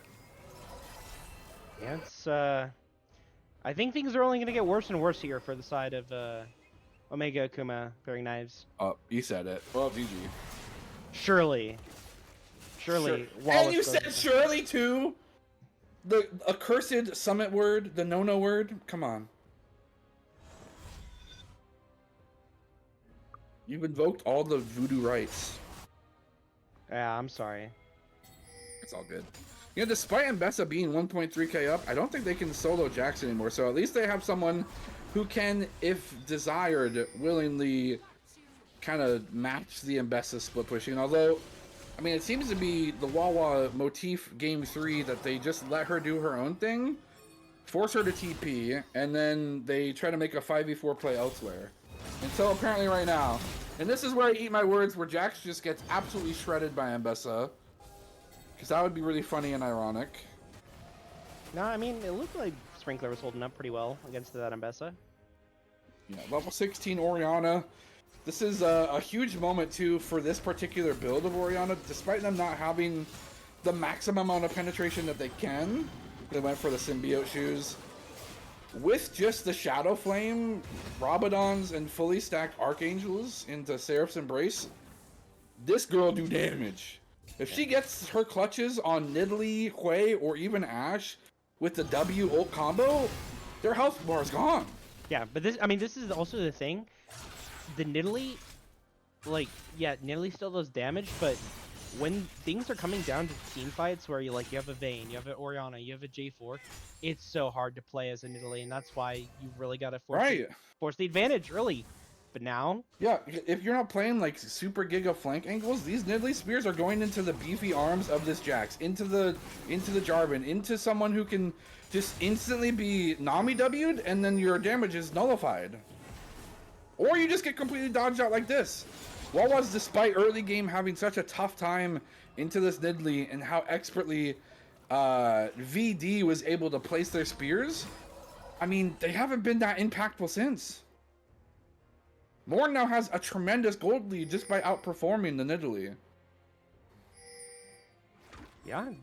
I say tremendous, like 650's a lot, but like, It's not, but it is, but it's not. No, I mean most of that goal. 2K is like way better, but That you know. most of that is from him stealing shutdowns. Let's be honest. That's here. probably true. Him just getting the last right click. I'm just using my passive. Oh, Shockwave onto 2. Unfortunately, we're able to get so much damage reduced by the shielding. But Mei is actually just actively 1v2ing these guys, saying, oh, you tried to kill me? Well, guess what? Your Baron now is taken away. Night-night, Baron. Oh, no! Execution from downtown will catch him unawares. Who would have thought that basing under your tower would lead to death? Not me. Tidal wave for the disengaged. Sai's on the wrong side of the fight. They don't have to run into Hui, which is not what you want to do. They have to be able to find them. Here comes the Aqua Prison. Here comes the engaged to follow suit after, but he'll be forced to flash away. In a 1v1, it's going to be Grandma versus Vayne Shadow Boxer versus an actual living Shadow. Ain't no way! Your boy can't again! The team is here! The Wawas are here! And they're gonna bounce on your freaking head like a true Wawa would!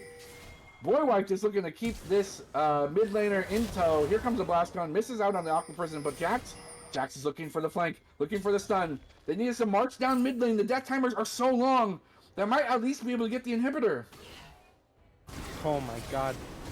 Zura just with the... I'm telling you, dude, that guy is crazy.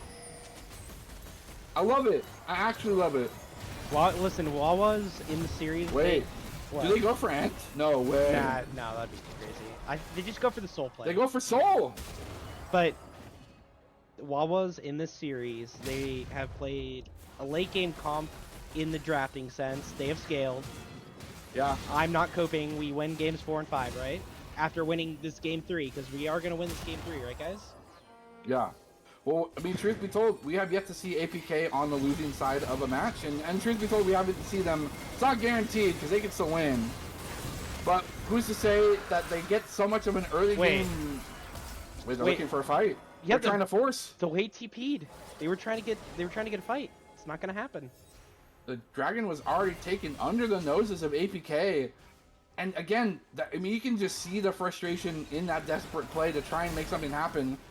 They had such a great early game go so well for them and garner an almost insurmountable amount of pressure against the Wawas. But again, either the wise words of Coach Ray or perhaps just the energy of the Llamas to try and help the Wawas have given them peerless perseverance. And they said, nah, we got this. Just give us some time. And Bessa in a 1v2. She didn't know it was a 1v2. She thought it was just a 1v1. She stepped up and Grandma, unfortunately, she didn't have her glasses on. She gets her head knocked. Whoa! Oh! And maybe a 1v2 dodging out like nobody's business.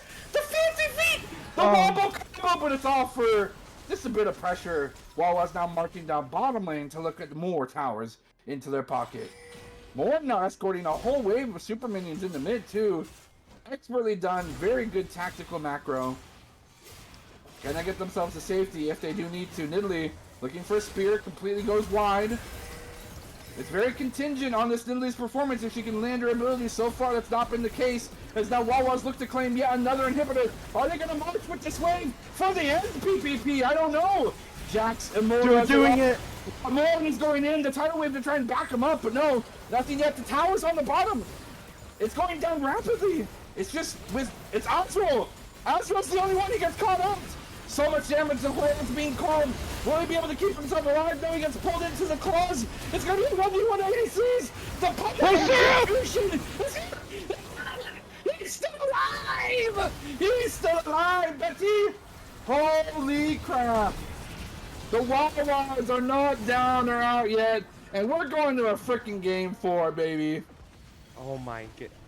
You know, I was feeling tired, chat, but I'm not tired. I'm losing my voice. After that one. I'm getting it. Yeah, we're gonna take it to a brief intermission as we try to recover, but thank you for tuning in, folks, and we might be going to the distance here, but we'll see how Game 4 goes. We just gotta get into the draft. But first, grab some water, grab some popcorn, regain your sanity, take it to a break.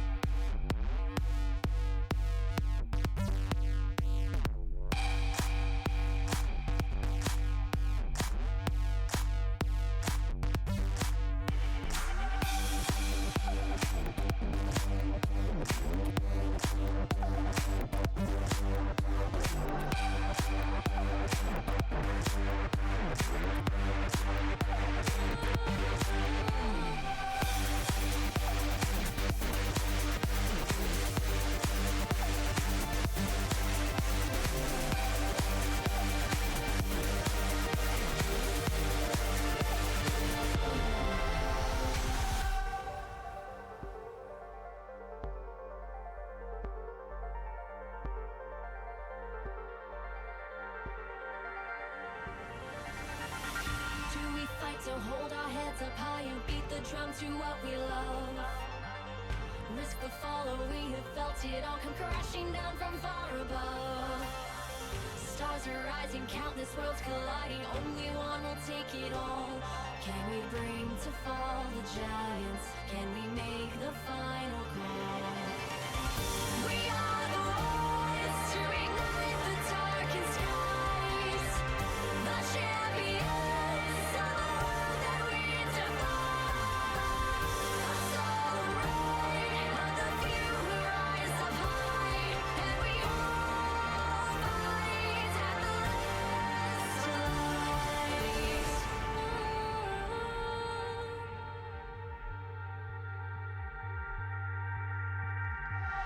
Oh.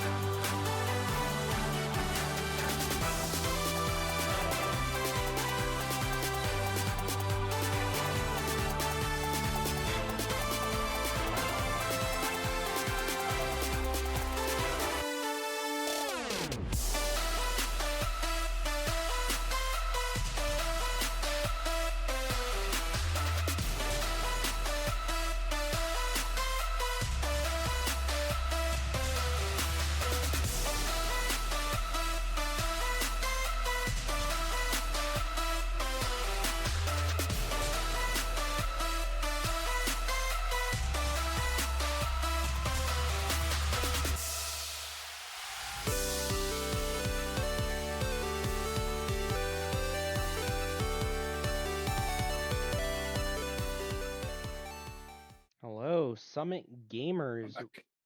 All right, just in time. They started the Oh. draft. Finally. Oh, okay. Finally started the draft, and as you can see, Omega Akuma Fairy Knives opted to take red side. Well, that's good, I guess. If Wawas have like a good priority pick, we'll have to see. We'll see typical bands. No vein Turn the pick. mirror. I'm sad. Yeah, no more vein. So I don't know. Is it like a Kogma angle or something? It's like Kogma Lulu, B1, B2.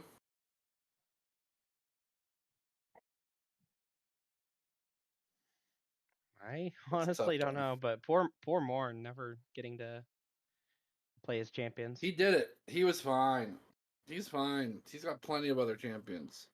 There still is Wukong on the board too. Wukong, Jin Zhao. I'm sure we'll see one of those two.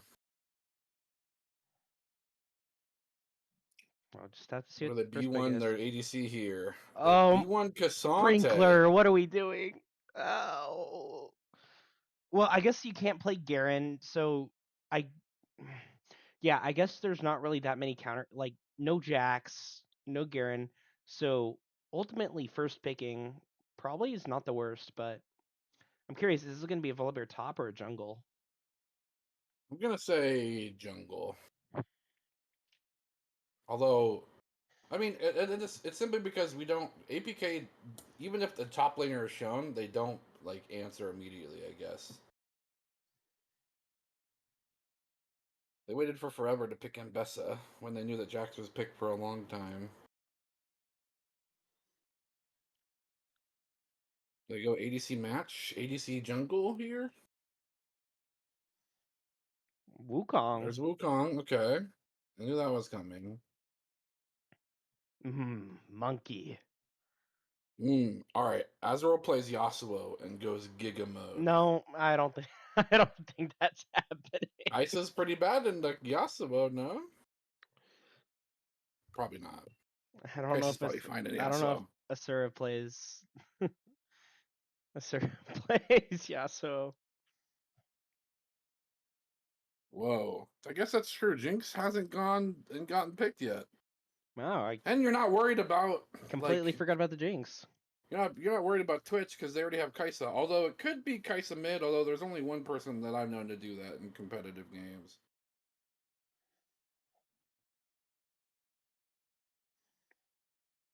What do they answer with here? I wonder if they just don't pick jungle yet at all. Oh, They pick support. remember what I Bard? said? You said okay. You said it was like going to be what the last pick was going to be, but I did predict that there was going to be a Bard. You in did this year's- predict the Bard. Bard would be cool, and Bard is cool. It's just on the wrong team.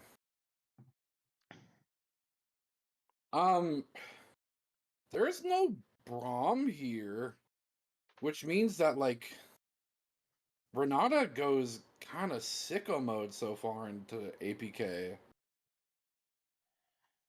I mean, permitting they like draft another melee, which I'm almost guaranteeing that they will.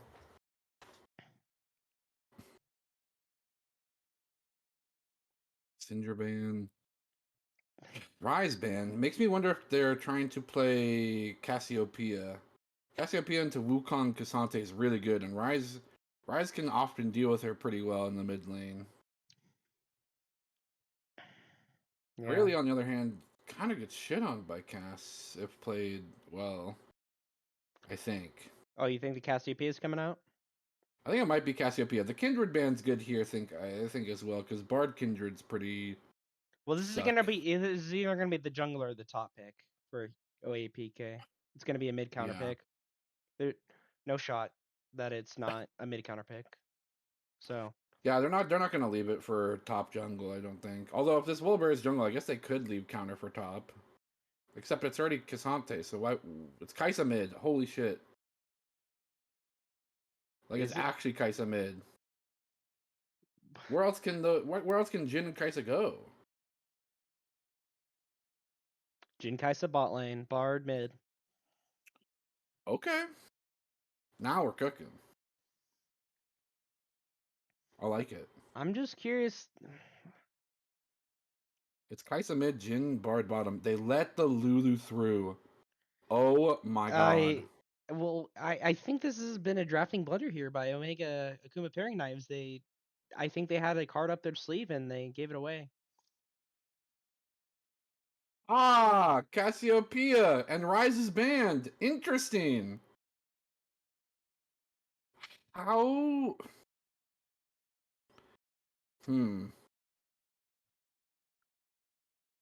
If they draft like a Gragas top, I really don't think Wawas have like any way to get to backline because it's so far range. No? And Gragas and the Wait. Cassante isn't terrible. Wait Okay. a second. Hold on. I'm hearing murmurs Is it that this Jin mid? is no, it's Kaisa jungle. There This ain't is no way. Jace top, Volibear. Wait, Jace mid. Nightmare, what did you do? Volibear. Sorry, Volibear top, Jace mid. What? This is a Nightmare special. Kaisa jungle. This is an actual thing? I'm too tired for this. Dude, I love Fearless. This is awesome. Here on the Wawas, we have like a normal comp, and then on APK, we have this. Whatever this is. So I don't know anything about Kaisa jungle, but I fear the unknown. All I'm saying is like, if the Wawas can't like engage properly, Kaisa, Jin, Jace, like they just poke out everything. No. It's gonna be, well, some words of encouragement. ZMT has in fact said, "I'm a snake, slither." I like that. So That's very encouraging. What the hell? yeah, I don't, I don't know how to. On paper, I guess if we're just going by normality, Wawas probably has the advantage, but this is going to be tricky to play against. Yeah. This OAPK. Yeah, I wonder if they even. I don't. If you go to Kaisa jungle, do you just like? What do you build?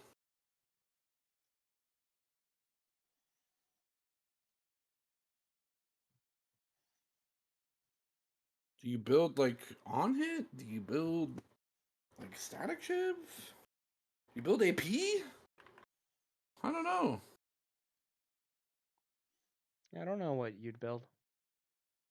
It's not on my bingo card. Well, we will take it to a brief intermission. Wow. Hopefully, brief. And then we will get into the game. Don't go anywhere, folks. Kaisa Jungle and Bard pick. Fearless is Right. getting spicy.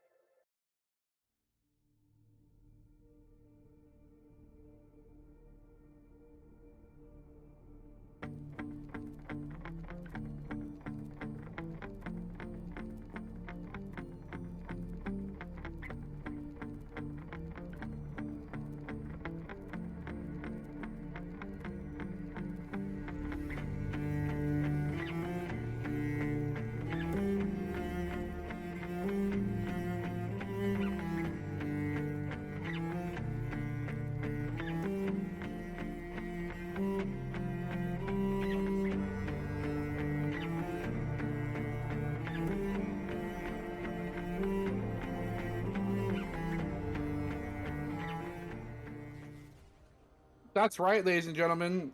We're still here because the Summit Esports Wawas figured it out, cracked down, went blow for blow, brawl for brawl. Morn sacrificed half his jungle. Vayne popped the ever-living shit off, and we're here in Game 4. Summit Esports Wawas try to continue their playoff dreams and keeping them alive here in Game 4 against Team Omega Akuma Perry Knives. And boy, howdy, it's been a series. It is Kaisa Jungle. Someone in chat, please tell me what the hell you building on this champion. Please. Oh, hell yeah. If they disrespect this, it doesn't matter if you win or lose the series, you're shamed for life. It's like man. Rule 1 in Rocket League. You can't break it. It's against the rules. It's standard 5-point, but what does Kaisa Jungle do? I have no idea, but everyone is saying that this guy's Kaisa Jungle is really good, and obviously this guy has been extremely present. I mean, the Diddley popped off, but then it stopped. I guess, maybe they picked Kaisa because you can't dodge right clicks and you don't have to land abilities with this champion. Okay, well that's not really the fault of the Nidalee. That's just what Nidalee falls off late. But I mean the Lilia. No, but she didn't land spears. Like the last half of the game, I didn't see a single spear land actually. All right, listen. All right, that's besides the point. But True. Anyway. So, I guess really the thing to watch will be this Kaisa Jungle. It's not every day you get to see somebody pick it.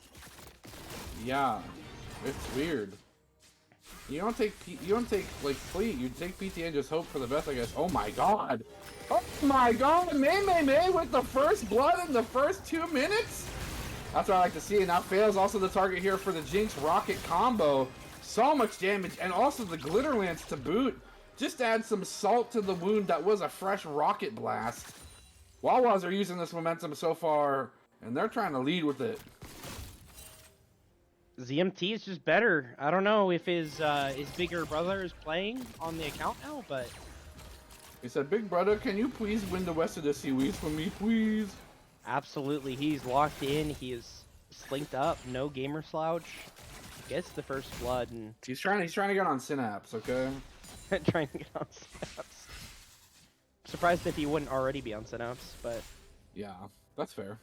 but I do like this Cassiopeia because, I mean, there's not like a tanky build variation. We may see Aroa just because she likes to have a lot of mana. But like, Cassiopeia, she does just damage. Like, that's her whole thing. Petrifying Gaze, Miasma, and damage. That's all she offers. Miasma going super wide. Gets the smack down from to the skies into the back smack. The Piltover punch, I like to call it. Probably not what the name is, but sometimes you make your own names up. And here, the top lane, Sprinkler, in a 1v1, not being... Oh, I maybe spoke too soon. I don't want him to be baited into this 1v1. He lost for a moment. But he's playing reserved. I like this. I like the reservation, the respect, the even kilter. And this Kaisa meeting up into Wukong. Do they win this 1v1? Here comes Mei. Red buff going to be ticking down onto the slows. And the top lane fight. I want to see what's going on with this Kaisa jungle. Does it work? They a flash over the wall to safety. And a scurried away ADC in the jungle. Morn just smacking the crap out of him. Bard's here, though. I don't know if you want to run into a Cassiopeia. That's not the right look. We see Boy Wife here now, too. Yeah. A flash. Yeah, another one. yeah, has to APK tries their typical group mid and go into topside jungle, and it completely falls apart. 2 flashes being blown for essentially nothing. In the top lane, it's going to be more blood? knockback. Another flash! The Wawas are out for blood. This kitty's ready to prowl. Yeah, well, you know what they were saying? The saying is, fool me once, shame on you. Fool me twice, shame on me. Yeah. Yeah, Wawas has learned their lesson. Fool me 17 times, but won't fool me the 18th time, so. You want the 18th time? You won't be my 18th reason. I'll tell you that right now. Hopefully not. If they win this game 4, I'll be happy. So, I'm gonna win another one too, and we're gonna be here for another 2 hours. But I'm here for it. I refuse to give up for the power of the Wawas, as they have proven me. I just need to be more faithful. I should never doubt, ever in my life. The Wawas know what they're doing. That's why they're here. That's why they're in semifinals, trying to keep their playoff dreams alive. To move to the grand finals after this. Not the final hill to climb, but definitely one demanding respect, demanding commitment, and thus far, I mean, got first blood. We're seeing close to 1,000 gold. No, never mind. 500 gold difference in terms of power, and it's mainly mid lane. So, Mei having a bit of a more powerful front could be a huge catalyst for success for the Wawas. Jin looking for an opportunity to do some damage. Forced to use the fleet footwork to dodge around the snap traps, the steel traps, the chompers. Bard, not really showcasing why you pick Bard. Typically, you see this champion like hyper roam. I feel like if you leave Jin to their vices, they can sit on their tower, sure, but you're giving Jinx Sprinkler. the top of all the house. He's going ballistic mode. He's calling for help from his jungler, but this jungler no. does not CC. I don't know if it really matters. He might be able to get the 1v1 into the void. Here comes the shield, though. Nice flash from Sprinkler. Can he close this out? Oh, unfortunately not. The damage from the Kaisa jungle, who is building traditional ADC, will end up winning out. Now, But again, guys, the moral of the story is if your enemy's on one side of the map, you're doing something on the other side. Morn's already probably halfway done with this Drake, and Kaisa just started grubs. yeah, I mean, they get the kill, though. But that brings me to the point. If I had a nickel for every time Sprinkler almost gets his solo kill, only to get interrupted by the enemy jungle. Holy crap! Oh my god. Wait, This Bard's crazy! that was He a actually solo wins it kill. out. That was a solo bolo by the support. Okay, Bard's got some moves, I see it. Gonna just base in the jungle. Knowing that Kai'Sa's probably doing the cross map as well means that Morn can now trapeze themselves into the Kai'Sa blue buff. I'm sure she would want that for herself, but it's being stripped away. Kai'Sa may be looking for another gank opportunity in the top lane after this Scuttle Crab. Nope, just going to go for a full reset. I wonder if it is going to end up being, like, Kraken first? Or Static? Yeah, I don't know. Oh my gosh, nice trade here from both sides. Both these giant mountainous men keep themselves barely alive. I don't know what she's building. What is Recurve Bow and Wicked Hatchet build into? I think that's a Kraken Slayer. Okay. I think. I don't know. I don't play ADC. I play Malphite now. I play Big Rock Man. That champion doesn't build those items. Well, we have yet to see the 4-man dive into the bottom lane, and truth be told, aside from maybe some miracle Bard hitting the tower kind of initiation, the fact that Kai'Sa doesn't have a huge amount of burst nor any crowd control to dive with means that I don't know if it'll be something that we see. Sprinkler now taking just a beat down from the bear. Might have to reset here shorter rather than later, but maybe just using their weak HP pool to bait out the Volibear, but an expertly placed ward will sniff out the monkey. Speaking of wards, it does look like both teams are trying to get some deep vision when they can. Unfortunately for the Wawas, APK is all over that here on the bottom side. We see the other side of the Dragon Pit warded. We see the entrance to the Raptor camp warded as well by this Bard, and yet again, using that vision to not only collect the Mumbelos, the Meeps as some would call them, the Chimes, but also to see where this Wukong is at all times. Granted, he can go stealth. If you know he's in the vicinity, you kind of anticipate the ganks the best that you can. It looks like Sprinkler might be not having a great time in the top lane very soon. Looks like he might actually be the target of a dive. The TP here from Cassiopeia can't get stopped because Jace would have to go under tower to do so. It's the slow TP, so it looks like old Aesol crying across the map. Maybe a reset here. Cassiopeia into Volibear might be a better result. Yeah, might be a reset into TP Into a lane swap. Yeah. Sprinkler's just gonna head back top. He's gonna let him catch that wave. Midway to already crash, and it'll be neutral here at this point, so I guess ZMT can just go back mid once they can. It was cleared by Morn, so fortunately not much. Yeah, not much to. It still will lose a wave, but I mean, to save the life of your Cassante, maybe you could say it's worth. Ooh, Zap here, dodging out on the W, the Deadly Flourish. From the Jhin, has 4 shot. Oh, it's about to get spicy bot lane. Wukong's looking for an angle, but so is Kai'Sa. It might be a 3v3 opportunity. Here in the top lane, these two mountains are still beating the ever-living crap out of each other. Why is Volibear so tanky with a Fiendish Codex and an Amp Tome? Somebody tell me. Because of his shield. It's dumb, ladies and gentlemen. It's a big pile of doo-doo. Well spoken. I'm articulate when I need to be. Open up the curtain call. Here comes the dive. I guess I was wrong. They are still a target here in the bottom lane. As Azra will continue to be the target. Wild Growth will buy some time, but Kai'Sa damage is just too much, and the Deadly Flourish will pop it off. Morn had already moved on to different things. Jhin taking some aggro, taking some damage as well. Bard will take the full brunt of a built-up tower. It's a 1 for 2. And now Morn looking for some grubs. They did end up getting a kill. They ended up getting 2 kills, costing themselves 1. And then beyond that, also getting plates of their own. But is that worth the second set of grubs? I don't know. I definitely think that is worth for Omega from Throwing Knives. They got the kills where they wanted. I mean, honestly, really well played by the Bard and the Jhin to just weave those abilities in, get that finished kill while the stasis was still going on. Sprinkler not having a great time, and TP behind. Having a great time, and now here comes the Jace TP as well. Gonna be a collapse of sorts. Wait, Sprinkler. Here comes the ultimate under the tower. Sprinkler might have an opportunity to kill Volibear, but he's left limping away. A flash forward by ZMT.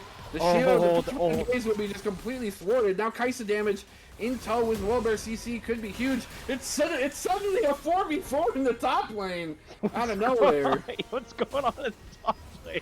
The high elo confuses the hell out of me. That's awesome. Yeah. That was sick.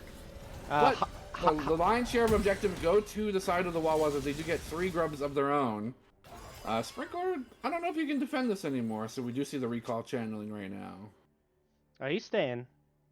Oh, he do have TP though. Moore now looking bottom, still has the Cyclone Strike. I don't know if it's been popped quite yet. It's just continuing to farm away. A happy monkey that doesn't have to put themselves in harm's way. Volibear now mid lane, just for rotational sake. The nice will swapped back. TP will be called back out of Sprinkler. Interestingly enough, Volibear does not have a TP of their own. It is sad though that Sprinkler is having a tough time winning these 1v1 trades into the bear due to just how proficient that shield is with AP. A nice engage here in the mid lane. Here comes that Cyclone Strike. A flash here from the Jace. And it will be all for Nox. He'll actually get himself to safety with the knockback. But the extended strike here from Nimbus is going to be what takes it down. Moore now in a dangerous position. Gonna have to regroup with May. Nice Q onto the Bard. Here comes the Ignite as well. No, it's just gonna be the Kaisa ulti into damage. And now it's just gonna be the Snake against 3 people. But now the bot lane's rotated up. The curtain call will be sound. 1, 2, 3. 4 goes wide. Here comes the Bard ult as well. Keep things in tow. Keep the play going. The bind is not there. There's no stun. There's no root to follow suit. A nice rocket. The Hextech Mega Death Rocket does not end up actually killing any. But here comes the right clicks, has the lethal tempo, has some attack speed, has some movement speed as well from the Lulu, but no, gets blasted. Lulu you gotta be kidding me. And they're left with blinking health bars. All 4 members are back here. Sai has to run to the heavens to try and keep themselves alive. No one's here to do damage to finish off these health bars. And it was so close, but potentially a little bit of an overcook from the side of the Wawas. I think, yeah, Asura saw the resets in his mind. And he went in. He just didn't have the damage. And, you know, when it's...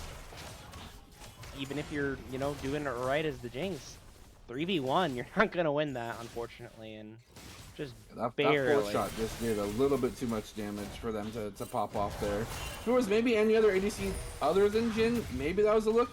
Just like onto this Volibear, they'll find an opportunity. K'Sante looking for something, but there goes the Volibear ultimate to safety. Blue buff secured, takes out the Volibear ult, and the jungler DCs. Yeah, let me go check on. Oh, his mouse died. Oh. Or something. I guess it has been that long or something, I guess. Or restarting game, something. But it should be starting up pretty soon here, so. Hopefully. TM soon, hopefully. Yep. And then we're going to have that little stutter step, and then we'll be back into it. And certainly... Take a little peer at the items here. I mean, there is a degree of scaling happening. I'm not going to mention for whom. Oh, there we go. There's the thing. We do scale. We scale. Jinx scales. Kaisa Jinx scales. also scales. Cassiopeia scales. Wukong gets to be a very funny champion. You know, at 3 items, they kind of... I mean, with Stone Skin and the correct build, you kind of become pseudo-immortal. As long as you have full conch stacks, and it's pretty easy to obtain, just because of how quickly he can stack the stacks themselves. May, look, gonna be the target. Gonna be a target from 3 members, but Morn's here to try and help things go correctly. A great dodge from here at the Jace. Stop the petrifying gaze from being too effective. Cyclone Strike will be used to try and get some movement speed, but no, unfortunately, Jace auto attacks will be too big and too long for them to get out of dodge safely. A 2v3. And yet again, this Bard just showing they have a lot of proficiency with roaming around the map. No. Trying to look for a dive here in the mid tier 2. Here comes the Q to follow suit, and the damage as well. Jinx in a 1v1 under tower. She's gonna get bamboozled to their side. No! Oh, you gotta be kidding me! Actually, barely misses the W as well, and yet again, the health bar for APK are so dangerously low. But the cohesion the quickness in which they approach these plays offers them to get out of dodge with just the slimmest margins. If the Wawas tighten up those rotations by just a few seconds, PPP, I think they win out every time. We're scaling, chat. We're scaling. We're scaling. We're scaling. It's man, I can't even say it's like badly played by the Wawas. It's just being better played by Omega Akuma pairing knives, and we've said this many times. They're just a really good team.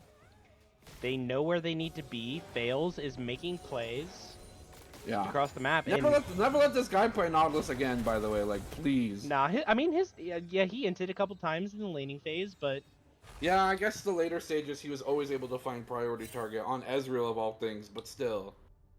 The amount of influence that this player has had on the Rakan, on the Bard, like, I think it's night and day. Absolutely.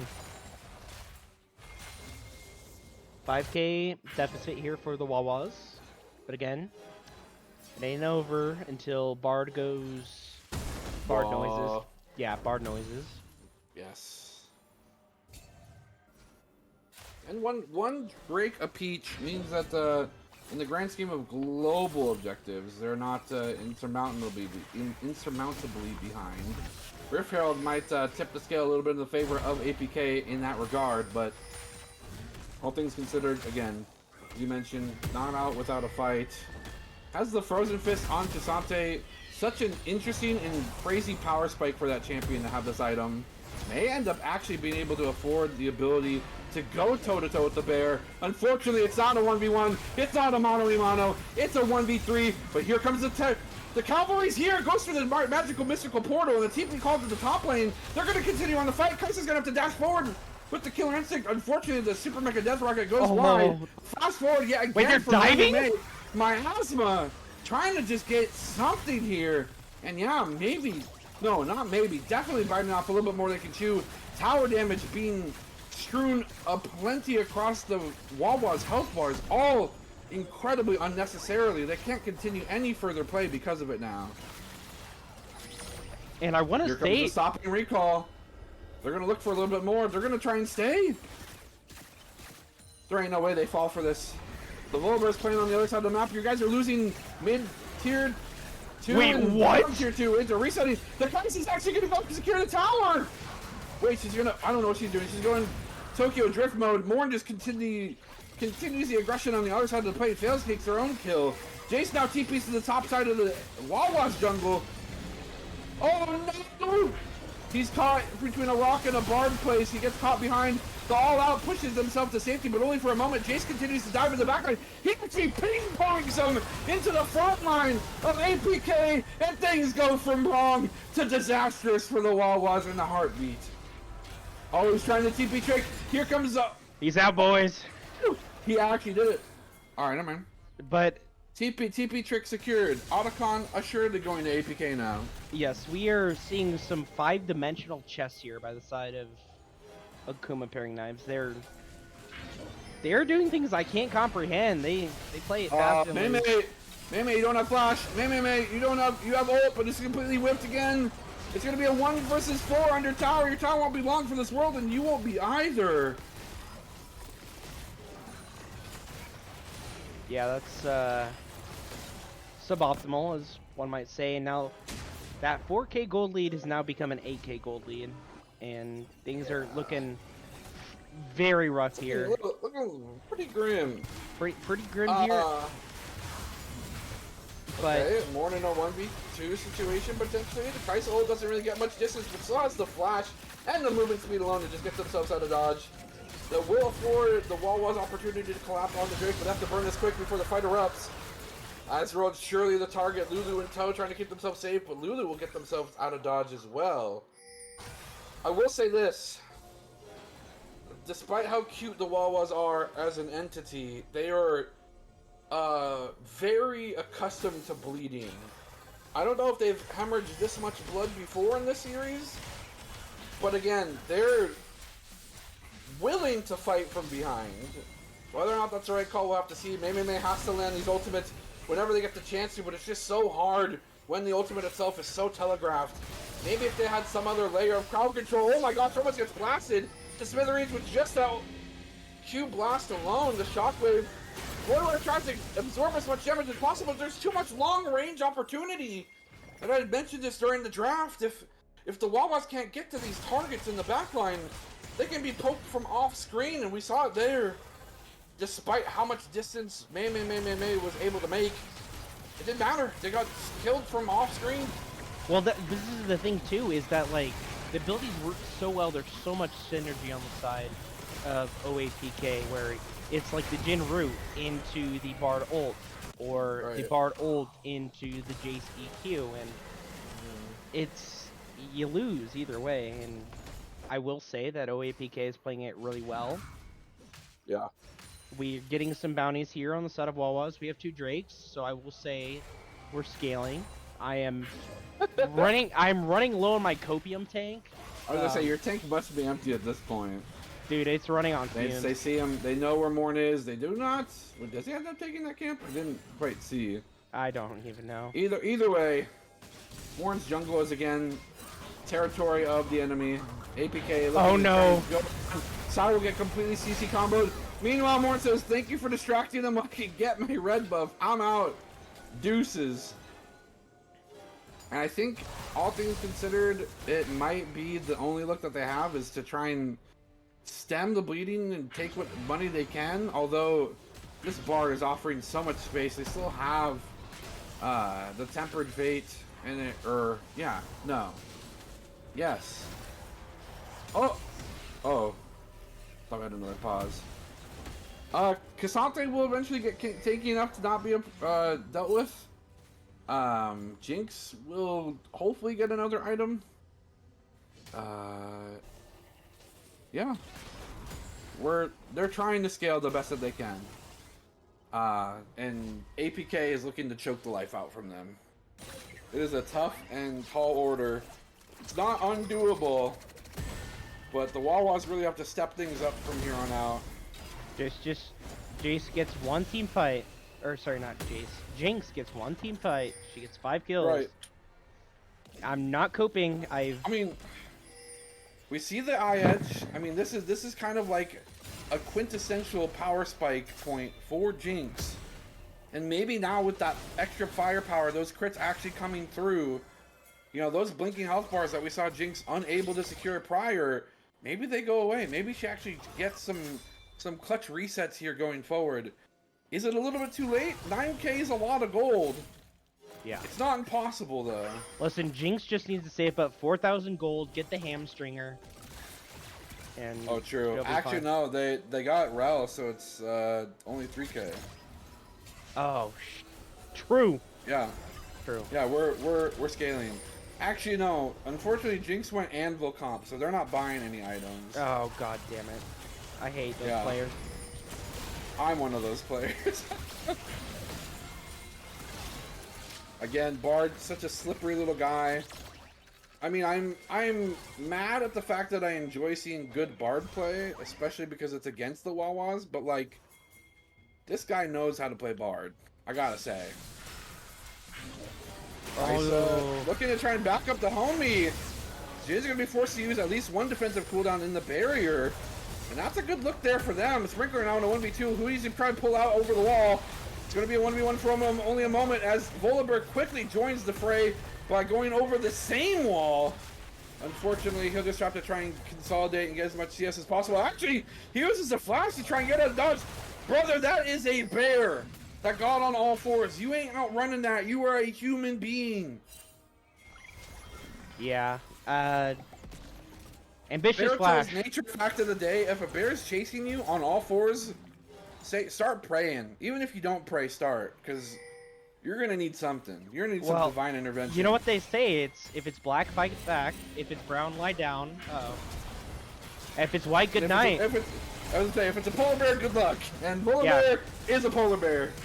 A nice engage from the curtains call. Oh my gosh, yeah, this Kai'Sa is just doing so much damage. Literally just another hyper carry for them in the source of the jungle, and their ability to pull the trigger from such a long range is so cohesive. They have the Bartle, they have the Jingle, and then If they land even just 1 CC, Kai'Sa's there to back it up with damage. And this Baron take is going to be so quick, too. Yeah. That's crazy. Ladies and gentlemen, we're not watching this fast forwarded. That was legitimately how quick they took that. Okay. I hate to. I know everyone's tired. I know everyone's exhausted. We're in game 4 of a potentially 5-game series. But Wawa fans, on their behalf, I have to ask. They desperately need your support. We need some llamas. We need your energy. We need to form the biggest Wawa spirit bomb possible. I want Goku to feel emasculated by how much spirit we provide for the Wawas. Please. All right. Asura steals this with the rocket, and then puts him on soul point, and then Bard blocks it, and but you were actually on the right prediction path. You almost had soothsayer properties. In another timeline. In another timeline when a Bard isn't just a beefer. I mean, okay, they're getting money onto Ozreal. Can we do the money thing where we see their money, or does that not work with the overlay? If it doesn't, so be it. I'm just trying to see how close Ozreal is to next item. Because 3-item Jinx, funnily enough, is way better than 2-item Jinx. I hope it's soon. TM soon, we'll have to see. They lose tier 3 tower mid, that's fine. Tier 3 towers, it's okay, you guys are already in your base anyway. Inhibitor probably soon to follow suit, which just means that you have a lane that you're able to farm. Yeah, maybe potentially 2 lanes. Yeah, I mean, getting triple inhib, you get twice as many super minions to farm, you know? Yeah, you have twice as many supers to farm. Surely you don't have a problem with that. Baron power play still has quite a long time on the docket, as they now have the opportunity to just artillery strike whoever they can from the max distance away. Here comes the curtain call, just locking people up. The clone there, placed expertly by Morn to block at least one of those shots. No follow-up beyond that, but damage done. They actually get the CC on the 1, but the damage is just gone. Morn just explodes, and they force a fight, but they just don't have the money to back it up. The 15k gold deficit might be the one that buys the coffin for the Wawas, as it is just boy wife, alone Lulu. A Yordle in a world where 3 people want to kill you, not one that's gonna be too profitable for life. And there goes the ace. The minions are here, and unfortunately, heartbreakingly so, the Wawas seasons end here, but commendable effort goes to the Wawas for making it this far, taking a game off of an insanely impressive enemy, and also congratulations to Omega Akuma Paring Knives for showing up. I mean, obviously you respected the Wawas enough to play your A game, but you brought it, I gotta say. Yeah, I'm gonna throw out the invitation here for Mr. Coach Ray or any of the Wawa players if they want to interview about their season. But seems like they're busy, so congratulations to Omega Akuma Paring Knives. Yeah, and huge representation for the Wawas as well, making it further than any other comp team as well. any other Summit comp team, yes. The rest either didn't make playoffs or crashed out in quarters. So, and honestly, good showing. They showed signs of life in basically every single game. I mean, I wouldn't be surprised if this Omega team, this Akuma Paring Knives team, actually does win. They looked really good. Yeah. Granted, I'm a low bob, so I'm a little bummed. But it might just be pure fatigue, but I think it's time to rest. No. I said I'm a low bob. I'm low ranked. I thought you said a little bummed. No. Low bob. That's what the. Anyway, all right, clearly, Bob. Yes, clearly my name is Bob, and we are getting tired here, so we are going to end the stream. Thank you everyone for watching. Appreciate the support. Omega Akuma Paring Knives, congratulations. Good luck in finals. Yeah, you better beat them if you beat us. I'm gonna tell you right now. That's what I'm saying. Yeah, if you guys win, then it vindicates us. So. Yes, exactly. And with that, GG's we all are going around, to end the stream. everybody. Thank you, Bertel, for being with me through all the insanity. Thank you, Wawas, for putting on a show. Yes. And we will see you guys whenever. Goodbye.